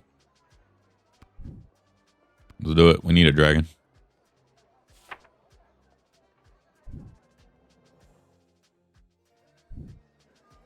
All right, kid. I think you'll be a welcome addition to the Sprawl's forces. Really? Absolutely. It's something about your character, your moxie, your... Peaches roars. giant intimidating dragon. And with this handy new whip you've given me, I'll be sure to send those bad guys running. Save the whip for the dragon, kid. Have fun in the war.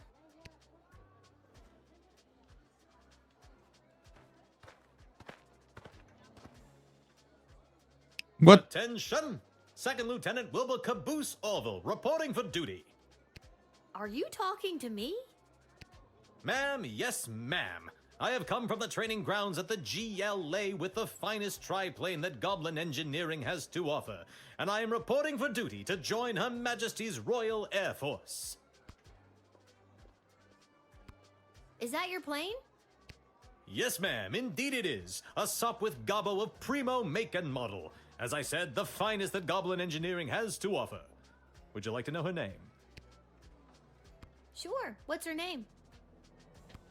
I call her the Green Baron. The Green Baron. Huh.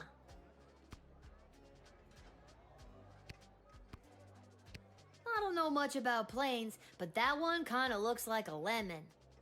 I assure you the Green Baron is no lemon. In fact, I'd say it's lemonade. I'm not sure if that's better. I've been flying the Green Baron for years now. Earned my wings under King Oswin himself. That was back when you didn't see a whole lot of goblins in the air. I spent a ton on human-colored makeup. She's a good plane and true. It's what's inside that counts. Wink. You've got a lot of confidence in your abilities. I like that in a pilot. Not just a pilot, don't you know? Second Lieutenant. King Oswin promoted me himself just a few months before his untimely, mysterious passing.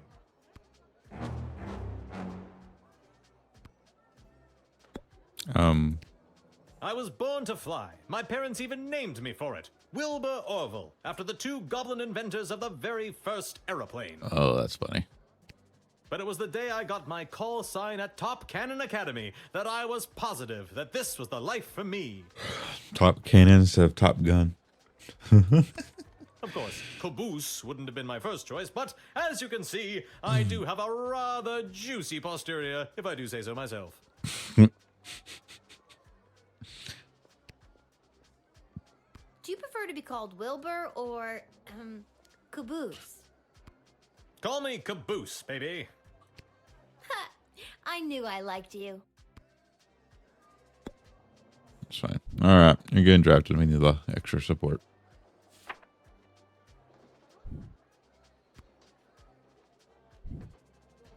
All right, Second Lieutenant. Head in and report for duty.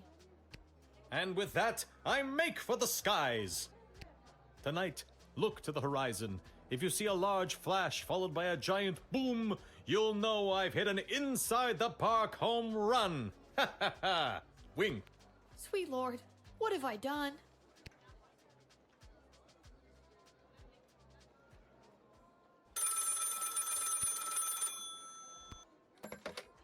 Go for Lil. Lil, Chuck here. I need you to get your butt down to the Goblin Liberation Army headquarters as soon as you can. What's up, Chuck? My wife, the princess, queen, still not used to that. She has me deploying various non-human agents, groups, and creatures to help with the war effort. And we've discovered a mole. Like a mole. Not like a mole person. Well, I guess it could be a mole person. We're really not sure at this point. Can you come down to the GLA headquarters and help me sort this out? I'll be there as soon as I'm done my shift. Thanks, Lil. I'm sure you can help us identify the traitor in our midst. Yep, sounds like something I'd be expected to do. All right.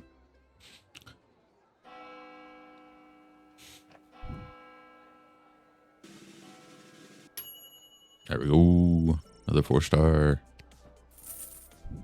Nice.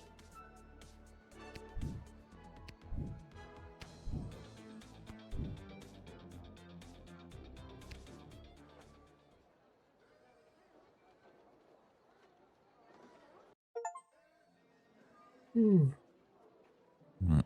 The GLA headquarters.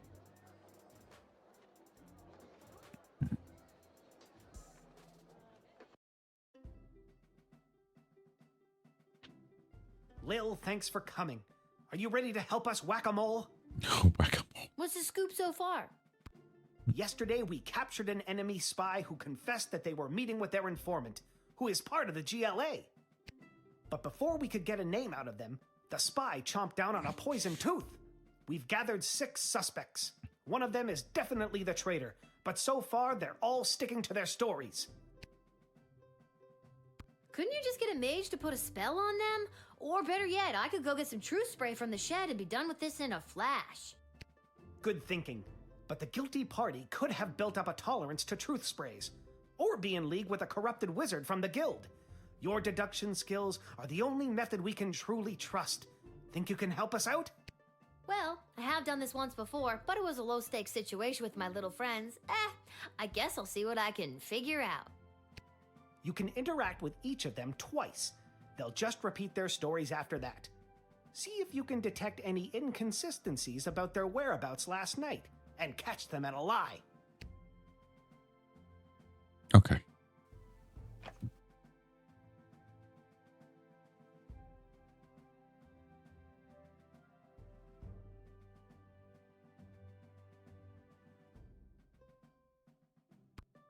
I was quietly meditating in my chambers last eve.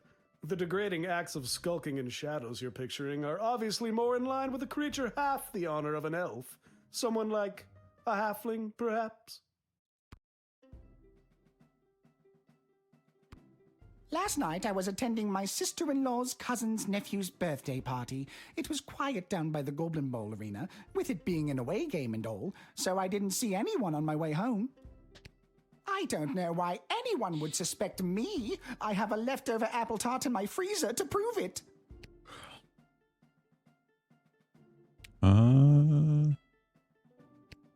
They're half the size, therefore they're half as trustworthy. Stop wasting everyone's time, and accuse that suspicious-looking halfling already. Fine, I'll confess. I don't actually have any leftover apple tart in my freezer because I ate it on the way home. My sister-in-law's cousin's nephew's mother is a professional cook and I couldn't resist. You should lock her up for the crime of making irresistible desserts. I know where I was last night. I was at the big game happening downtown, but I'm more concerned about the big guy to my right. Have you ever met a troll you liked or even trusted? Something seems fishy about his story, if you ask me. I was at a friend's house. A friend who was out of town. I was at their house while they were out of town. They asked me to water their plants while they were out of town. It's the truth. It was, all right, fine, you caught me. I didn't go to a friend's house to water their plants. I was out on a date with a human I met last week. Guess I still feel weird talking about it, but the date went great. Listen, I know everyone's gonna think it was me because I'm a literal mole. But last night I was at a bar in Little Ogre Town watching the Goblin Ball game, I swear. I never miss a game, even when they're out of town like they were last night. I honestly have no idea who the traitor is, but all I know is that it's not me. Ask anyone who works at the bar in Little Ogre Town. They'll remember me. I'm a really bad tipper. Last night, I was here with Chuck organizing flyers for the war rally. You can ask him yourself, but if you're looking for a mole, look to my left. They're literally a mole. What more could you ask for? Chuck will vouch for me. I was here. I've got Brawler Seasons tickets, so some nights I'm at the arena, but last night they were playing out of town. As to who the traitor is, I don't know what else to tell you. Don't overthink it.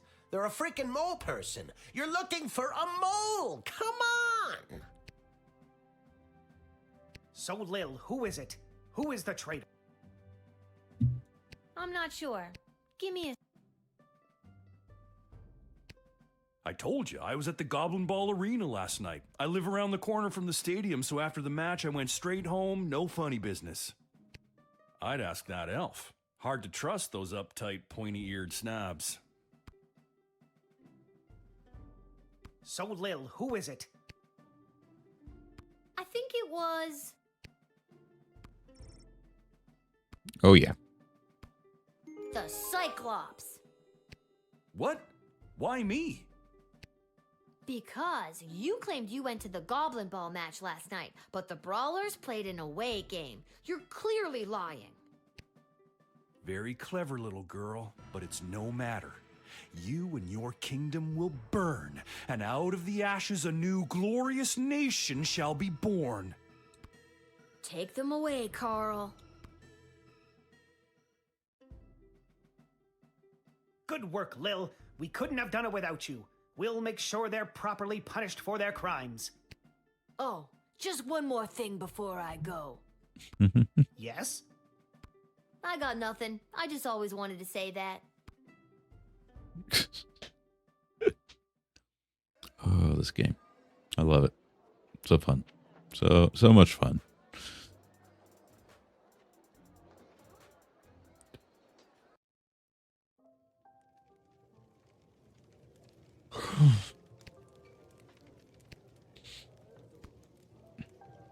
Oh, hi, Lil. Back home after a long day's work? You know it.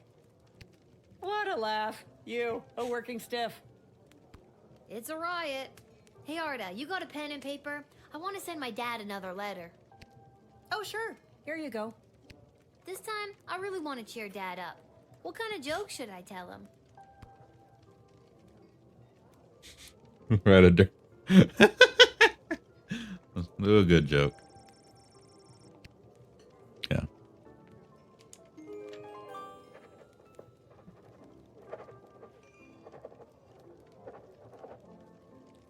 That should put a smile on his face. Thanks, Arda. Can you send it for me? My pleasure. I know how much your dad loves to hear from you.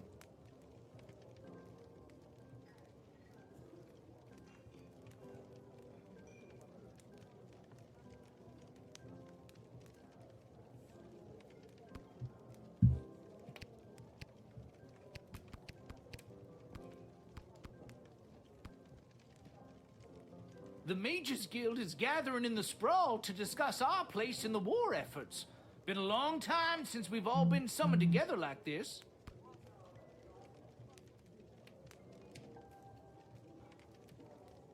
When was that? The last time was the only... Jane Goblin asked.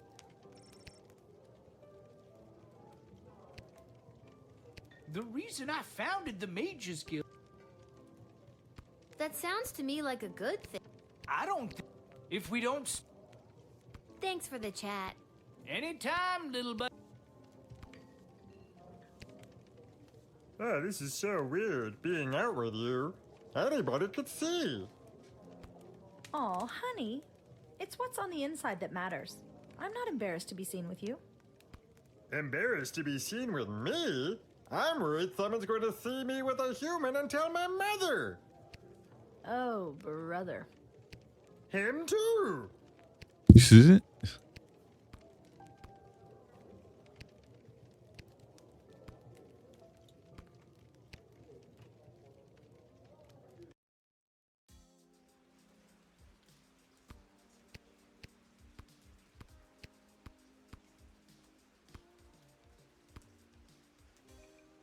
Lil, how are you holding up? Not too many game overs today, Garbs.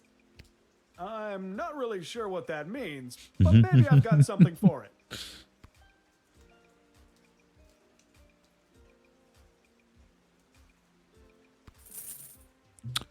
That goes as another spot. To a decoder.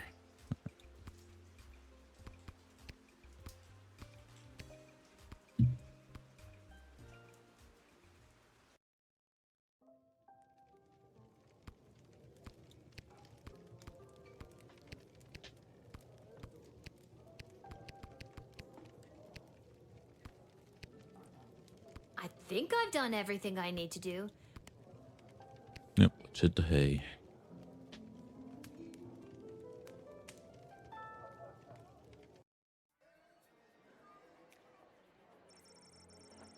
Retiring Envoy Fenton Harcourt III delivered his message to the palace and defected to the Sprawl to live out his days manning a shop that repaired bugles and any other brass instruments that require a pursed broacher. He couldn't be happier in his new adopted home. Queen was able to use the top secret battle plans to shore up the Sprawl's defenses, which made a huge difference, at least for a few days. Having been denied entry into the sprawl, the catering corps rep went back to the corporate headquarters with a surplus of soup potent known as Swolent Beige. While catering corps execs weren't pleased by the loss of this contract, they also weren't surprised. Swolent Beige haven't been selling like it used to, not since the FDA made it mandatory to display the ingredient list on all packaging. Was it the artificial flavoring or the coloring, the chemistry? No. It was the main ingredient, human flesh. Catering Corps would have to deploy their best marketing wizards to spin a new angle on this. Denied his planned big comeback Goblin Ball game, Albert St. Lush wasn't able to convince a single pro team to hire him as their manager, so he set his sights lower. He went on to coach at the minor league level until a doping scandal got him fired from that job too. He repeated this process for teams in AAA, AA, Single A, etc., until he finally wound up coaching a little league goblin team, the Sprawl Sprouts, for children 12 and under. They're some of the most suspiciously large fourth graders you ever saw. They swept the season. Echo arrived at the guild hall just in time to speak out against Tyronius and his plan to demand greatly increased powers for the mages from the queen. Echo successfully argued that the guild should use its power to support the city council and guard corps and help the people the war was hurting instead.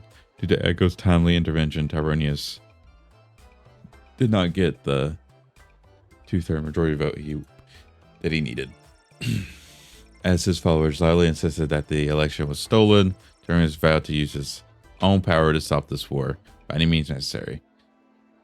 His people formed a radical group and dubbed itself the Freedom Caucus, and they soon vacated the guild hall in a huff.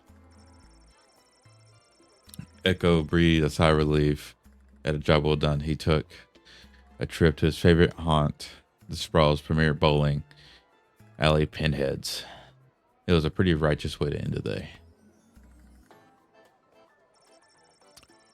Correctly identified as being the traitor, the guilty Cyclops was loaded into a catapult and flung at a brick wall.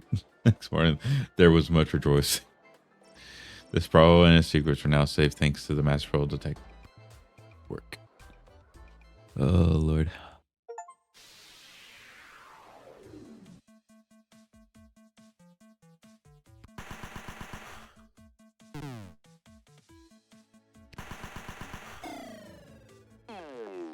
What? Sprawl defeated. Scattered.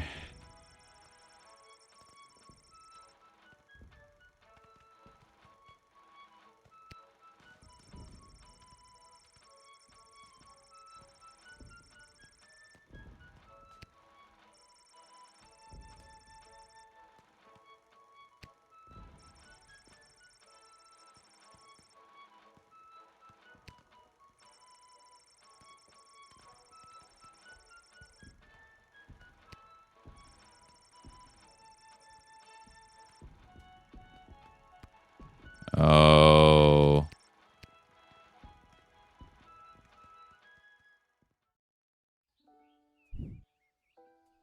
No. Happy St. Swithin's Day. Oh, I think I see him. Yes. Just a reminder, because of the parade's extensive and... I shouldn't have got that. I should have just kept the dragon. No. It was him. It's the reason. Huh. I guess there's no letter from Dad today because of the holiday. I hope he's doing okay.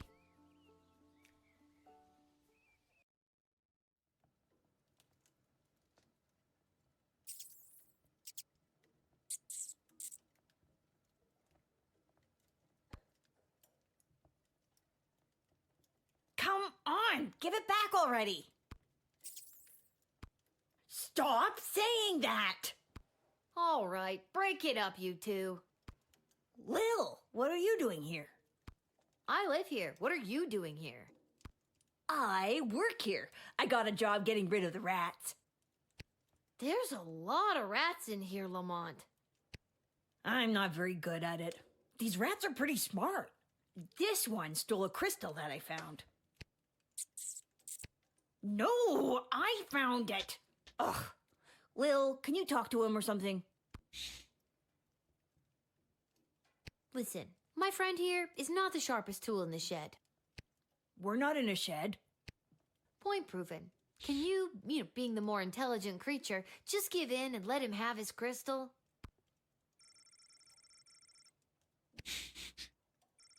It moves. Hey, he gave it back. Thanks, Lil. Now, shoo, get out of here. Okay, geez. I have to go to work anyways. No, not you. The rat. Can you tell Isla and Simon that I won't be able to meet up with them? I have to clear all these rats before this place opens tonight. You might as well take this crystal. Nice. Thank you.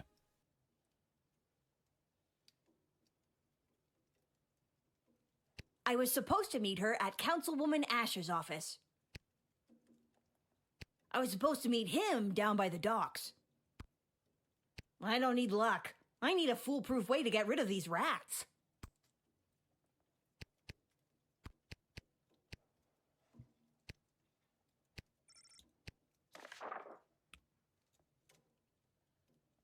We'll be closing on our St. Swithin's Day.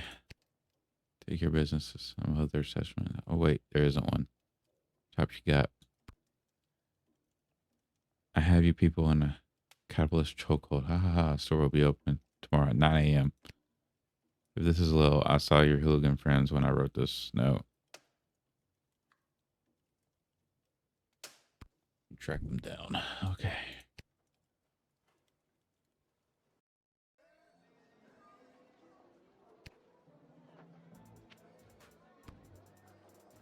Come down to the docks.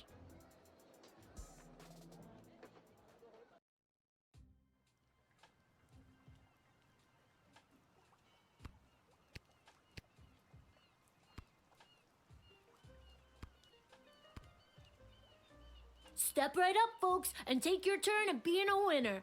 Find the queen and uncover a royal prize. How about you, young lady? Care to be a winner? Simon, it's me, Lil. Lamont says he's stuck at work and won't be able to meet up with you. Hey, Uncle Fredo, she's made me.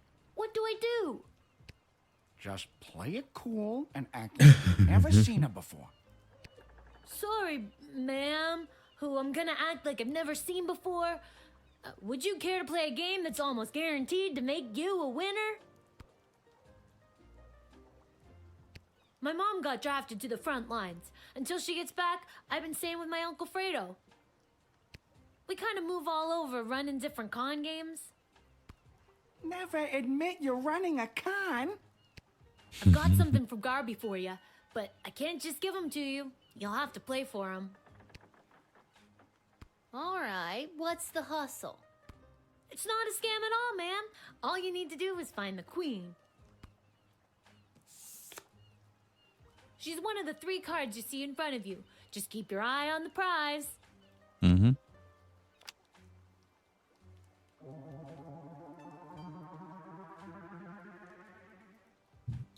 Where's the queen?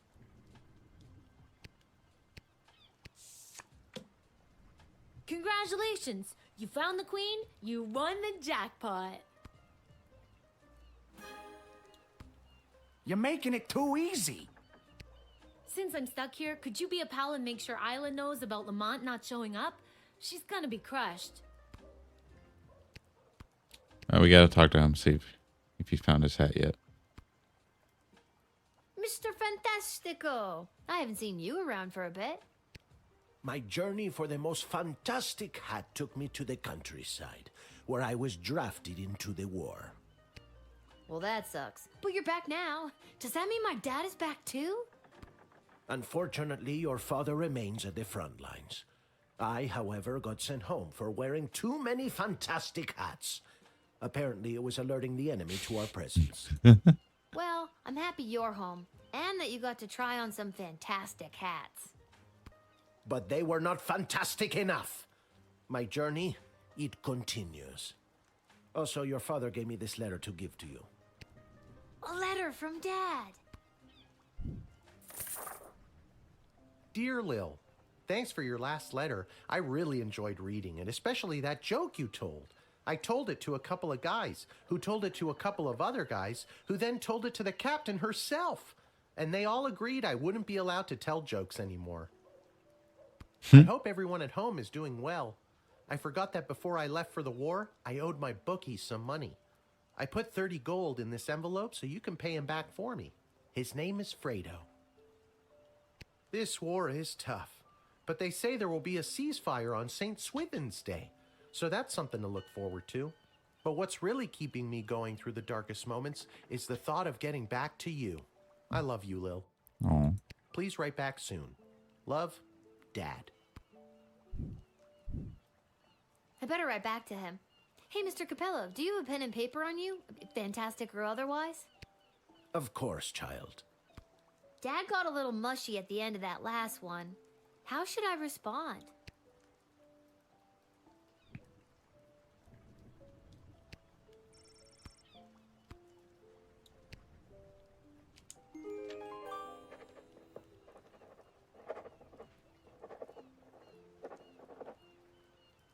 Hey, Mr. Capello, do you think you could mail this letter for me, fantastically or otherwise?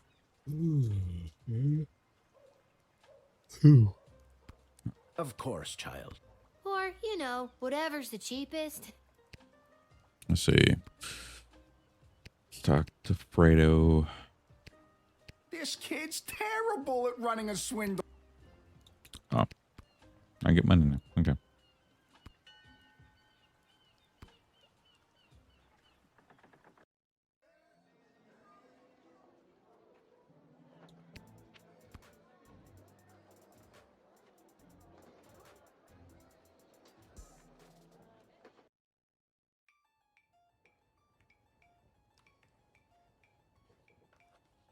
Lil? How unexpected. I could say the same about you. What are you doing in Ash's office? I'm volunteering as her unpaid intern. My mom said this will fast track me to get into the youth politician training program for two-faced cutthroats and liars, or the YPTPTFCL. She says it'll help build character. Yikes. I'm here because I'm supposed to tell you that Lamont won't be able to meet up later. He's, stuck at the office. Ah, that hard-working lug. He'll be the perfect trophy husband for me. He's so distractingly handsome that it'll both impress and intimidate my opponents. Okay, well, let me know if there's anything I can do to help you with that. Now that you mention it. Oh, crap. The YPTPTFCL does have an entrance exam that I could use your help with. And I've got something from Garby if you do. Okay, what do I have to do? There are a couple of questions about current and historical affairs that I still need to answer. Here we go. What was the name of the late King Oswin's father?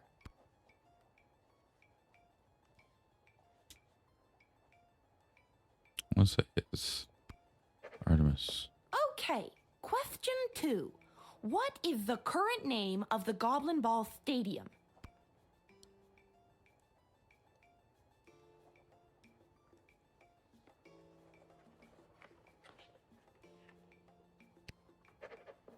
Great. Question 3. The Crown Prince of Petrard, Phineas Pomp, is the son of...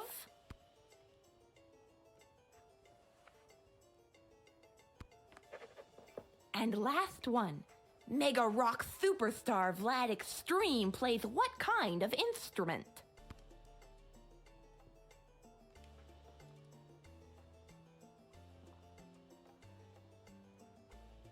Never thought they asked. It looked like a lute, what he had. Actually, looking over all these questions, I'm pretty sure all these answers are right.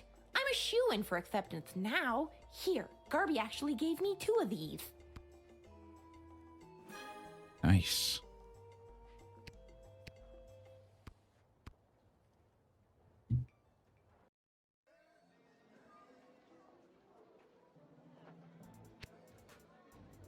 Head to the dig site.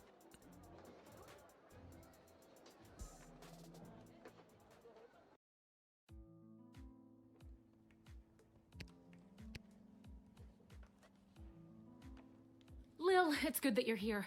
Wait, tell me, are we having this conversation for the first time? Second? Are we stuck in a loop?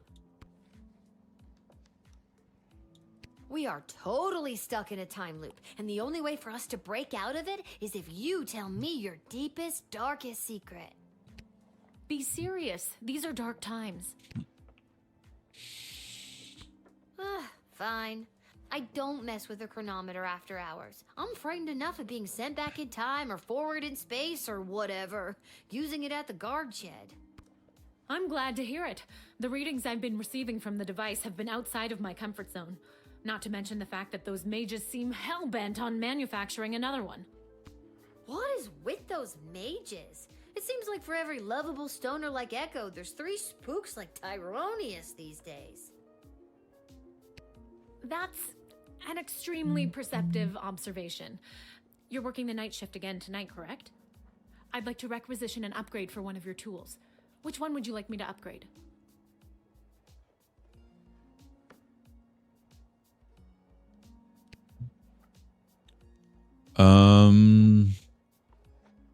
Juice spray.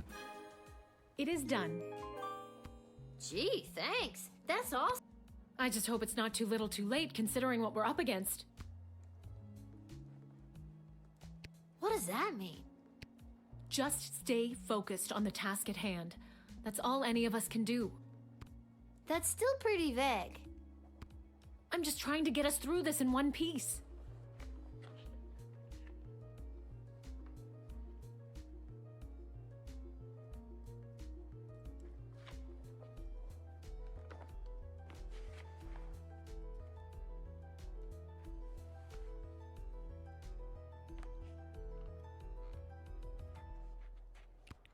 Fine, don't tell me. Goodbye, Lil. Goodbye, Dr. B.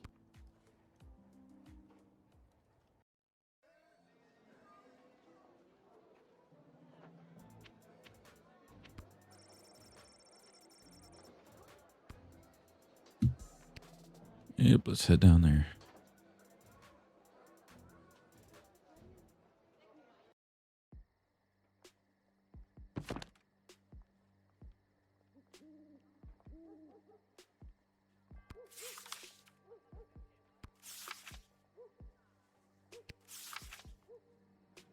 No such.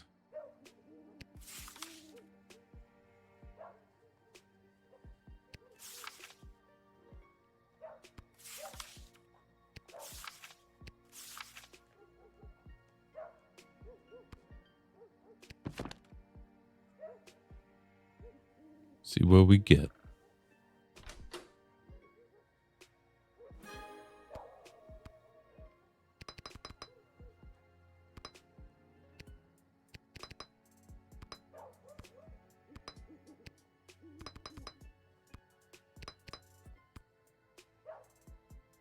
Everything cool. Do it.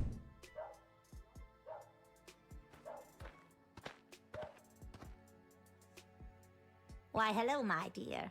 I'm just coming home from a long night tending the apple orchards.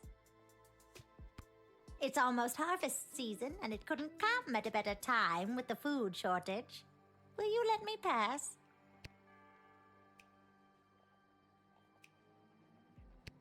I've got the first apples of what looks to be a very fruitful harvest. Tee-hee! Just a little gardening humor, dear.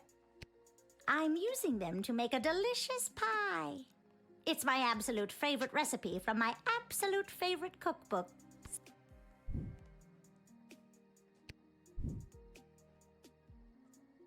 Oh man, I could sure go for a homemade apple pie. Well, my dear, the trick is the pie doesn't actually have any apples in it at all.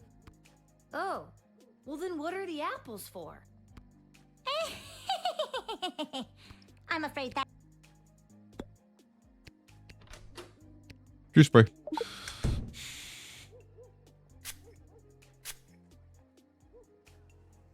With all of the these candies wrapped in foil, I can fatten up the children of the sprawl. Then, with these delicious magical apples, I'll put the fat little piggies to sleep and bake them into delicious pies.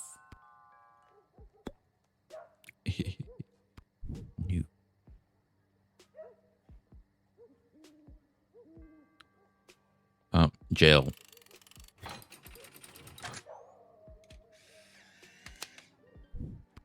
Straight to jail. I'll get you, my pretty, and your little dog, too. Flippin' Wizard of Oz reference. Oh, Lord. What? I don't have a dog. I don't have a dog. Don't you? No. No. Oh, well then I guess I'll just have to make you one.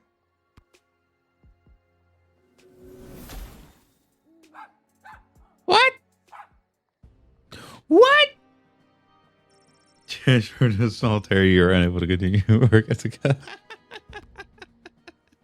Why, hello, my dear. I'm just coming home from a long night tending the apple orchard. It's almost harvest.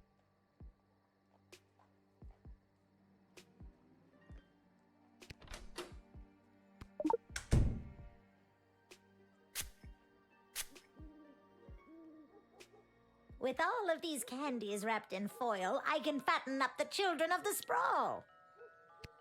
Then, with these delicious magical apples, I'll put the fat little piggies to sleep and bake them into delicious pies.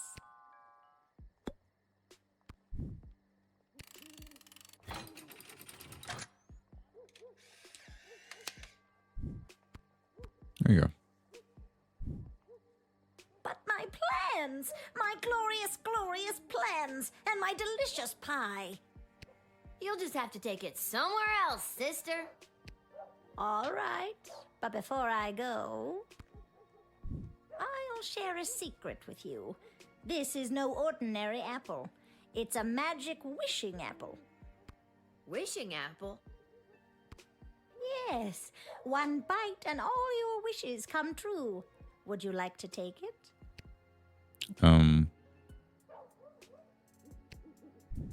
No thanks. I've got this thing about taking food from strangers. What a clever little girl you are. You know.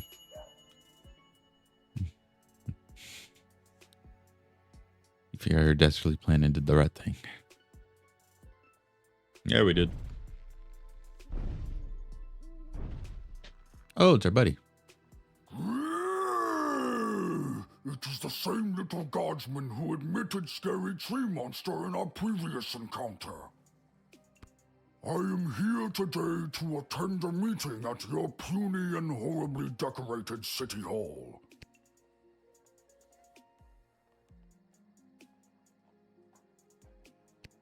I was successful in my bid to represent the constituents of Darkwood Forest on the outskirts of Caladar. You are now looking at me, Scary Tree Monster. I ran unopposed and threatened to stomp and thwomp any who entered the race against me. It was a landslide. No wonder you ran unopposed. I wouldn't want to get stomped and or thwomped either. And or thwomped. Smart kid.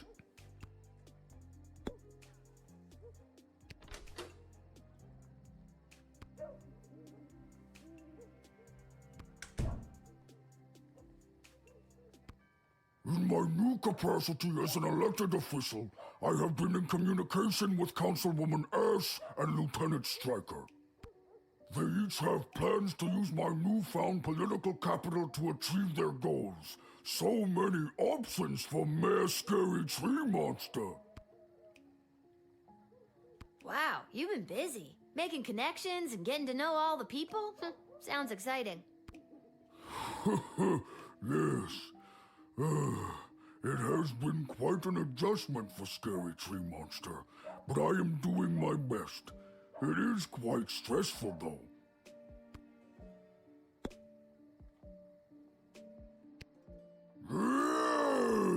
You always wasting my precious time, tiny human gatekeeper. I should stomp and thwomp you. If this is the way the sprawl treats visiting dignitaries, it is no wonder you have made such powerful enemies. I will go and lend my political and physical might to them. Oh, no. Whoops. Rewind. Sorry. We'll let you in. I'm sorry.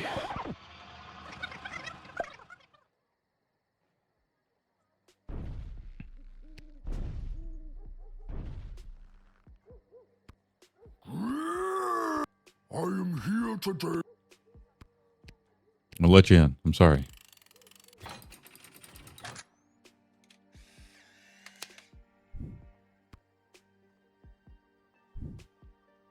May a scary tree monster Oh, well, that's very nice to hear it. to stomp and thwomp any who oppose his demands.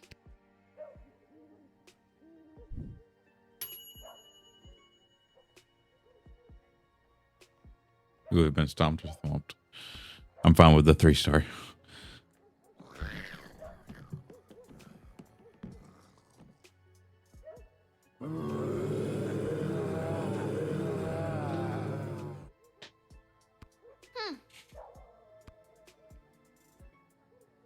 Hmm.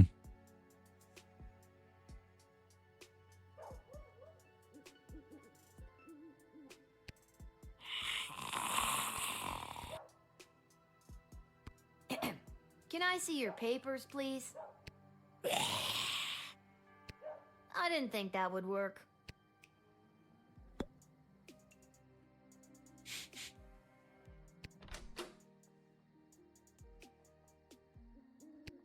Hit him with a bullet. Go away.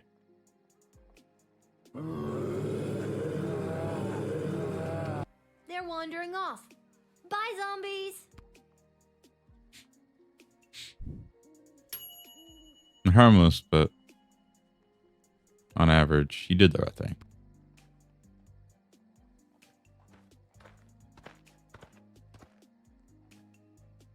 Oh, hi.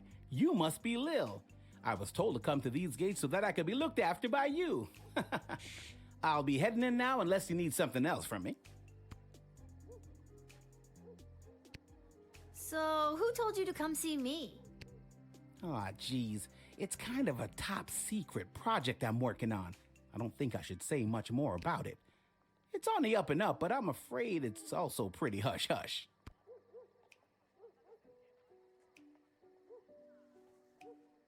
Top secret? Whoa. And they sent you straight... That's not what I was told. What were you told? I was told that you were trustworthy if a bit... Well, that's not important. I was told you were trustworthy.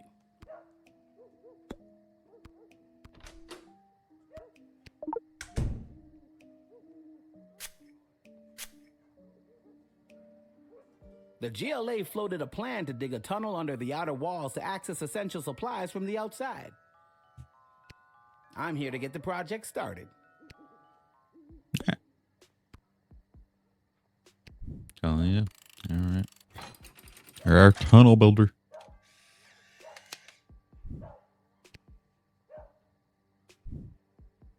I'll be off to take care of this top secret assignment.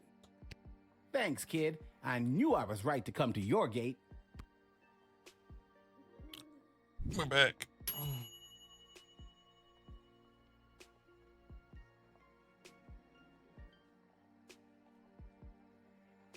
Go you.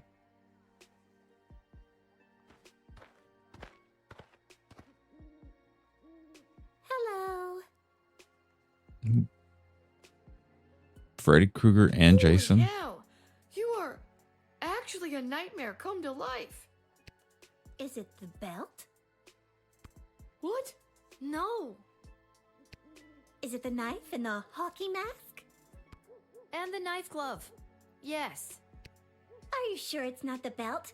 Because I have a big job interview today, and I don't want anything to ruin it. It's not the belt.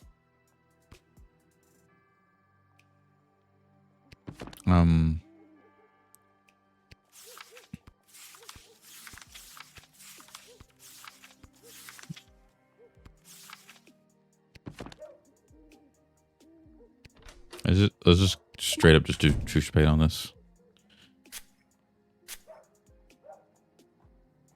That night I died in the woods, a demonic spirit of vengeance possessed my shattered heart and brought my twisted corpse back to life. Uh-huh. Now I am cursed to wander the campgrounds of Lake Scream and Die at night until I have slaughtered every last person who had a hand in my death. I just hope I can make it through the job's 90-day probation period.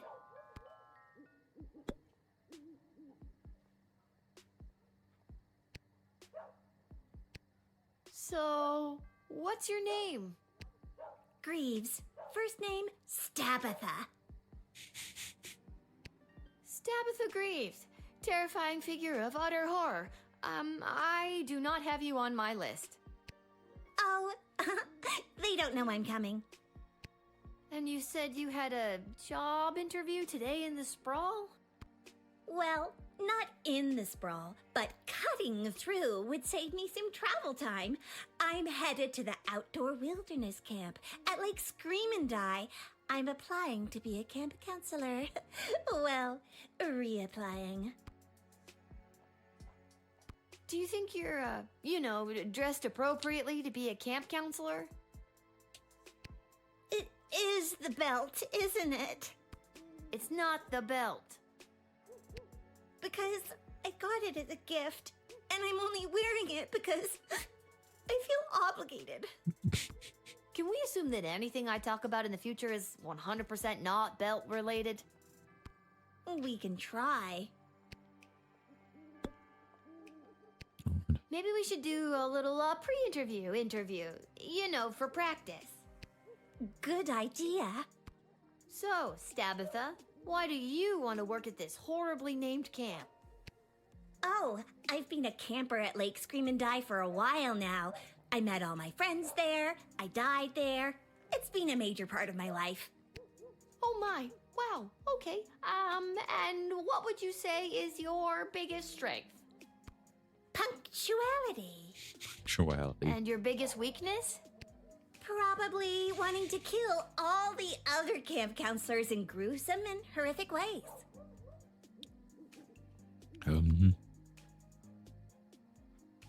Sounds like you have a strong sense of motivation. Yes, motivation to seek revenge on those camp counselors who lured me out into the woods that night and left me to die. Just trying to help you out here, Stabitha. Jail.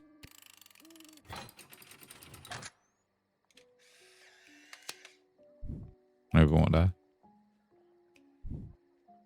Stabitha Greaves, you are hereby under arrest for the crime of wanting to kill a bunch of teenagers. I don't want to kill them. It's just been my sole purpose, driven by demonic motivation since I was raised from the dead. Save it for the courts. So long, Stabitha.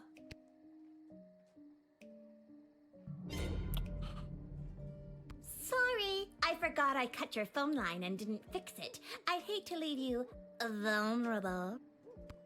That's very considerate of you, Stabitha. How did you escape the guards taking you to prison? Oh, I killed them. Anyways, guess I'm taking the long way to Lake Scream and Die. If I don't get the job, because I was running late, I'll come back and tell you all about it. Oh, God. What have I done? Oh, Lord. So Joe the Tsar was correct, but as a result of your actions, half of the guards were brutally murdered, so that's not great. Was there a way to stop her once and for all? Is there a way? What do we got that could stop her?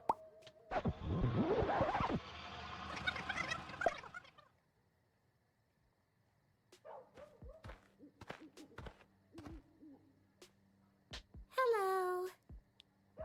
Holy hell! You are actually... Is it the belt? What? No. Is it the knife and the hockey? And the knife glove. Are you sure it's not the belt? It's not the belt.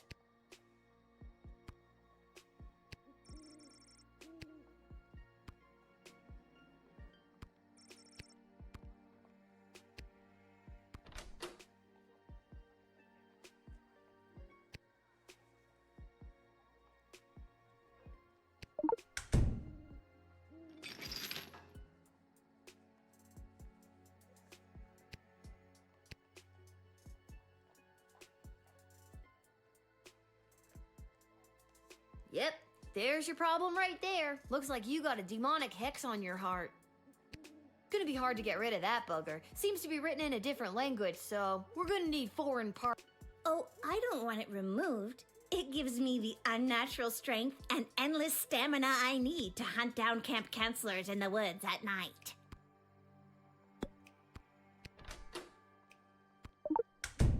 Maybe the decoder.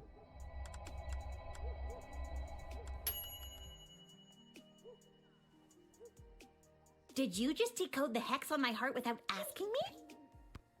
Oh, I guess I did. I'm sorry. That's a little presumptuous. I don't have to read it if you don't want me to. No, go ahead. I'm curious what it says myself.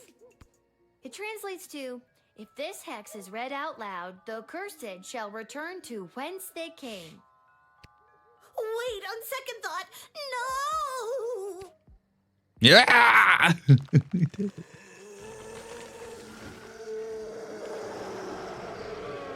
Carol? Booty and Family Son. Oh no, never mind. This is god. Hey, I remember you. How have things been?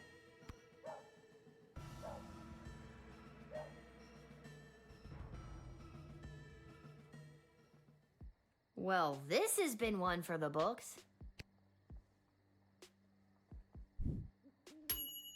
This has the demon inhabiting this undead serial killer. Bravo.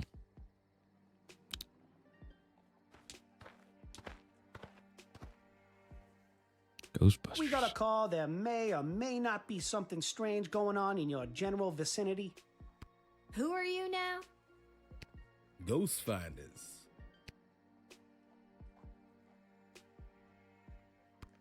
Ghost finders? So what, you find ghosts?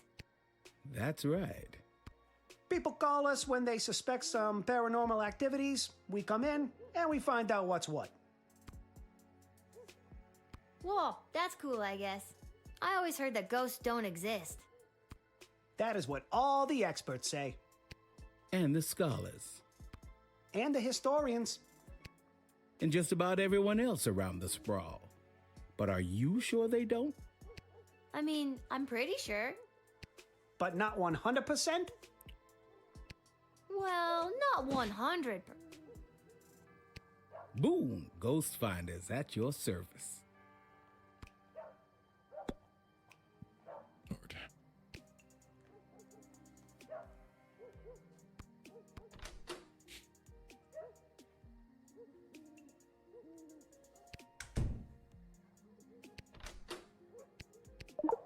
Why not?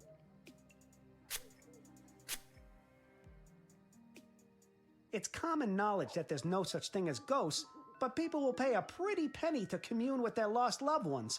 If we provide a bit of comfort to people in need, what's the harm? Especially if they've happened to prepare a little dinner as well. Maybe some finger foods. Hard to get a proper home-cooked meal these days, and typically there's some food to go around after a death.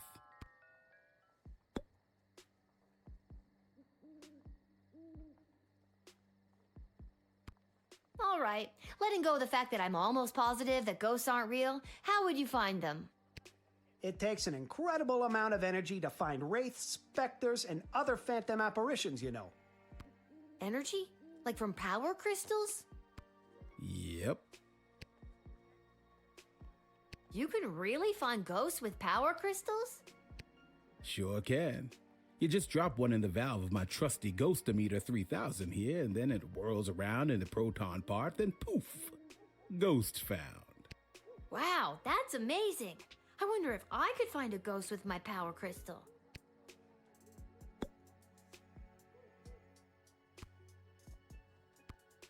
You wanna? We're still not letting you in.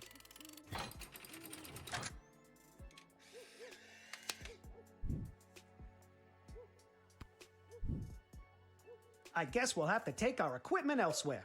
And remember, kid, if there's something strange and it don't look good... Just go already. Ghost Finders.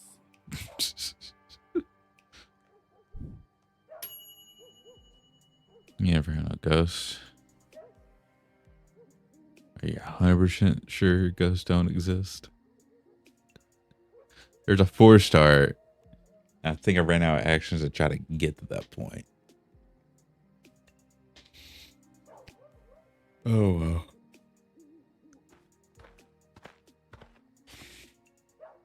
All right. Sure. It is imperative that you invite me in. The sun is coming up.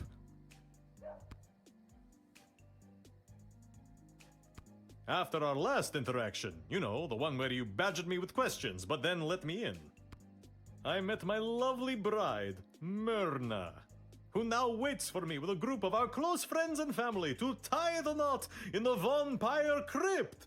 Please, invite me in for eternal love's sake. Don't make me regret this, Heinrich. I invite you into the sprawl to get creepy married. You have just completely redeemed yourself, Lil. My love, I'm coming.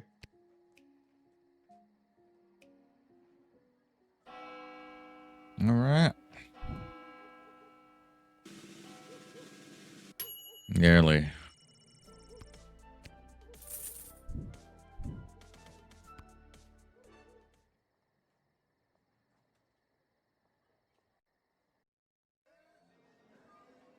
Whew.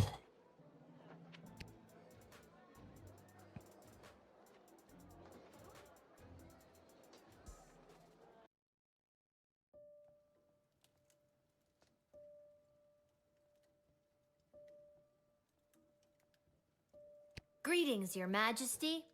Chuck? Hi, Lil. Sorry to bother you so late, but Desdemona has something to discuss with you. Desi, I know we talked about this, but are you sure? Lil's done a lot for us. I am not having this conversation again. It is entirely inappropriate what you've been put through. That is why tomorrow will be your last guard shift. But we're at war. I've been doing a good job, I think. I feel like in lots of little ways I've been, I don't know, changing the course of fate. Desi, sure, she's a kid, and no, it's probably not fair, but she's proven she's more than meets the eye plenty of times. You were the reason I asked her to uncover the spy in the GLA. True as that may be, it's time she was relieved of her duty. Where is all of this coming from? I thought we were, you know, friends. Friends? With you? Someone who has been acting in her own self-interest against the crown? Tyronius has told me the true nature of your character. What? Tyronius? He's nuts, and he gives off real main villain energy. Why would you believe anything that creepy ghoul factory has to say? Because he has accepted the role as my advisor. He's your fourth advisor? Fourth, and perhaps only, if the other three remain so utterly useless. You're gonna fire Stryker? I mean, I get Shit Cannon Ash and Malcolm, but don't you think it's better to, you know, have multiple opinions when it comes to big decisions? Not anymore. And neither does Tyronius. He also thinks it is time for this little game to be over.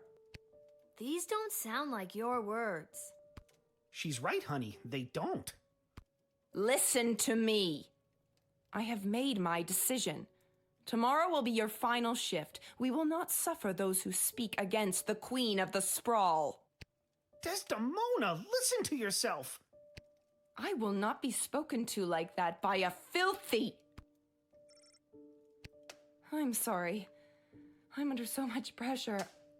I need to lie down. I don't feel quite like myself right now. Lil, I'm sorry, but it's almost time for the end. Chuck, take me home.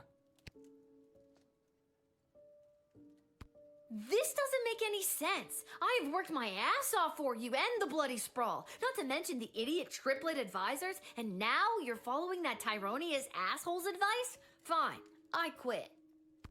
You can't quit. You were already relieved of duty. This sucks. I'm sorry, Lil. I'll try to talk to her. Good night. Necklace.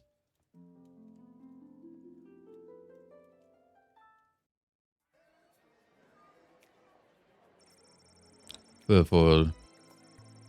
Brunhilde, the morally questionable to say the least, planned to fatten the children of the sprawl with candy and then bake them into pies, which left in a huff. She took a hard look at her scheme and really thought about why people were so disgusted at the idea of eating pies made out of children. So she pivoted and created a line of vegan apple pies. After months of tweaking her recipe to perfection, she baked some of the most incredible pies you ever tasted. She made the cover of the Sprawl Tadler newspaper and was declared best new restaurant. There was much rejoicing. Right to the Sprawl City Hall, just as the councilors were voting on a controversial new bill that included, among other things, plans to cut down his darkwood forest on the outskirts of Kaldar. There was no way Mayor Scary Tree Monster was going to let them cut down his home. He immediately halted the vote and commenced.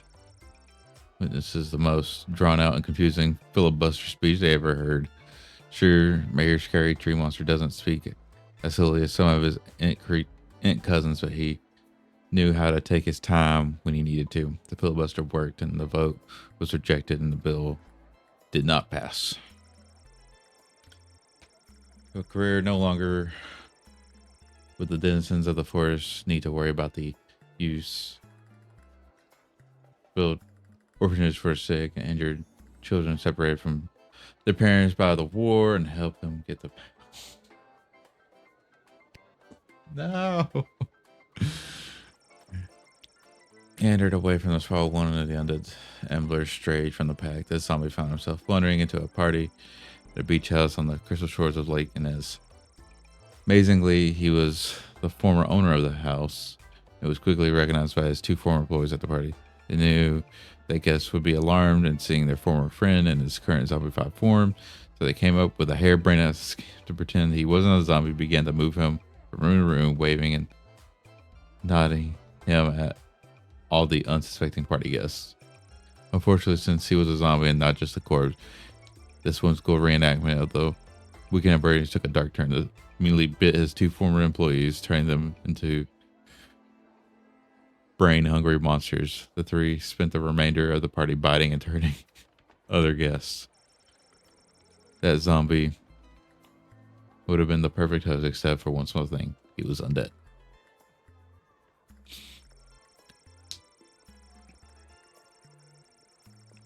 The build a secret tunnel to get supplies from outside plan could officially get underway. The project was completed in record time. The team leader, Polly, attributing some of its success to unpack and talk. No, wait for program to respond. Don't crash on me. Game.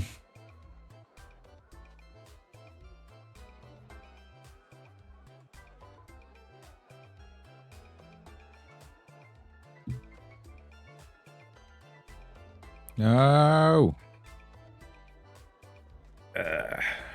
Well, crap. Okay. Well. Okay. Well, that's it for the video. I was getting close to where I was going to stop anyway. So, YouTube, if you enjoyed it, like, comment, subscribe, all that good stuff, and I will see y'all next time. Bye-bye.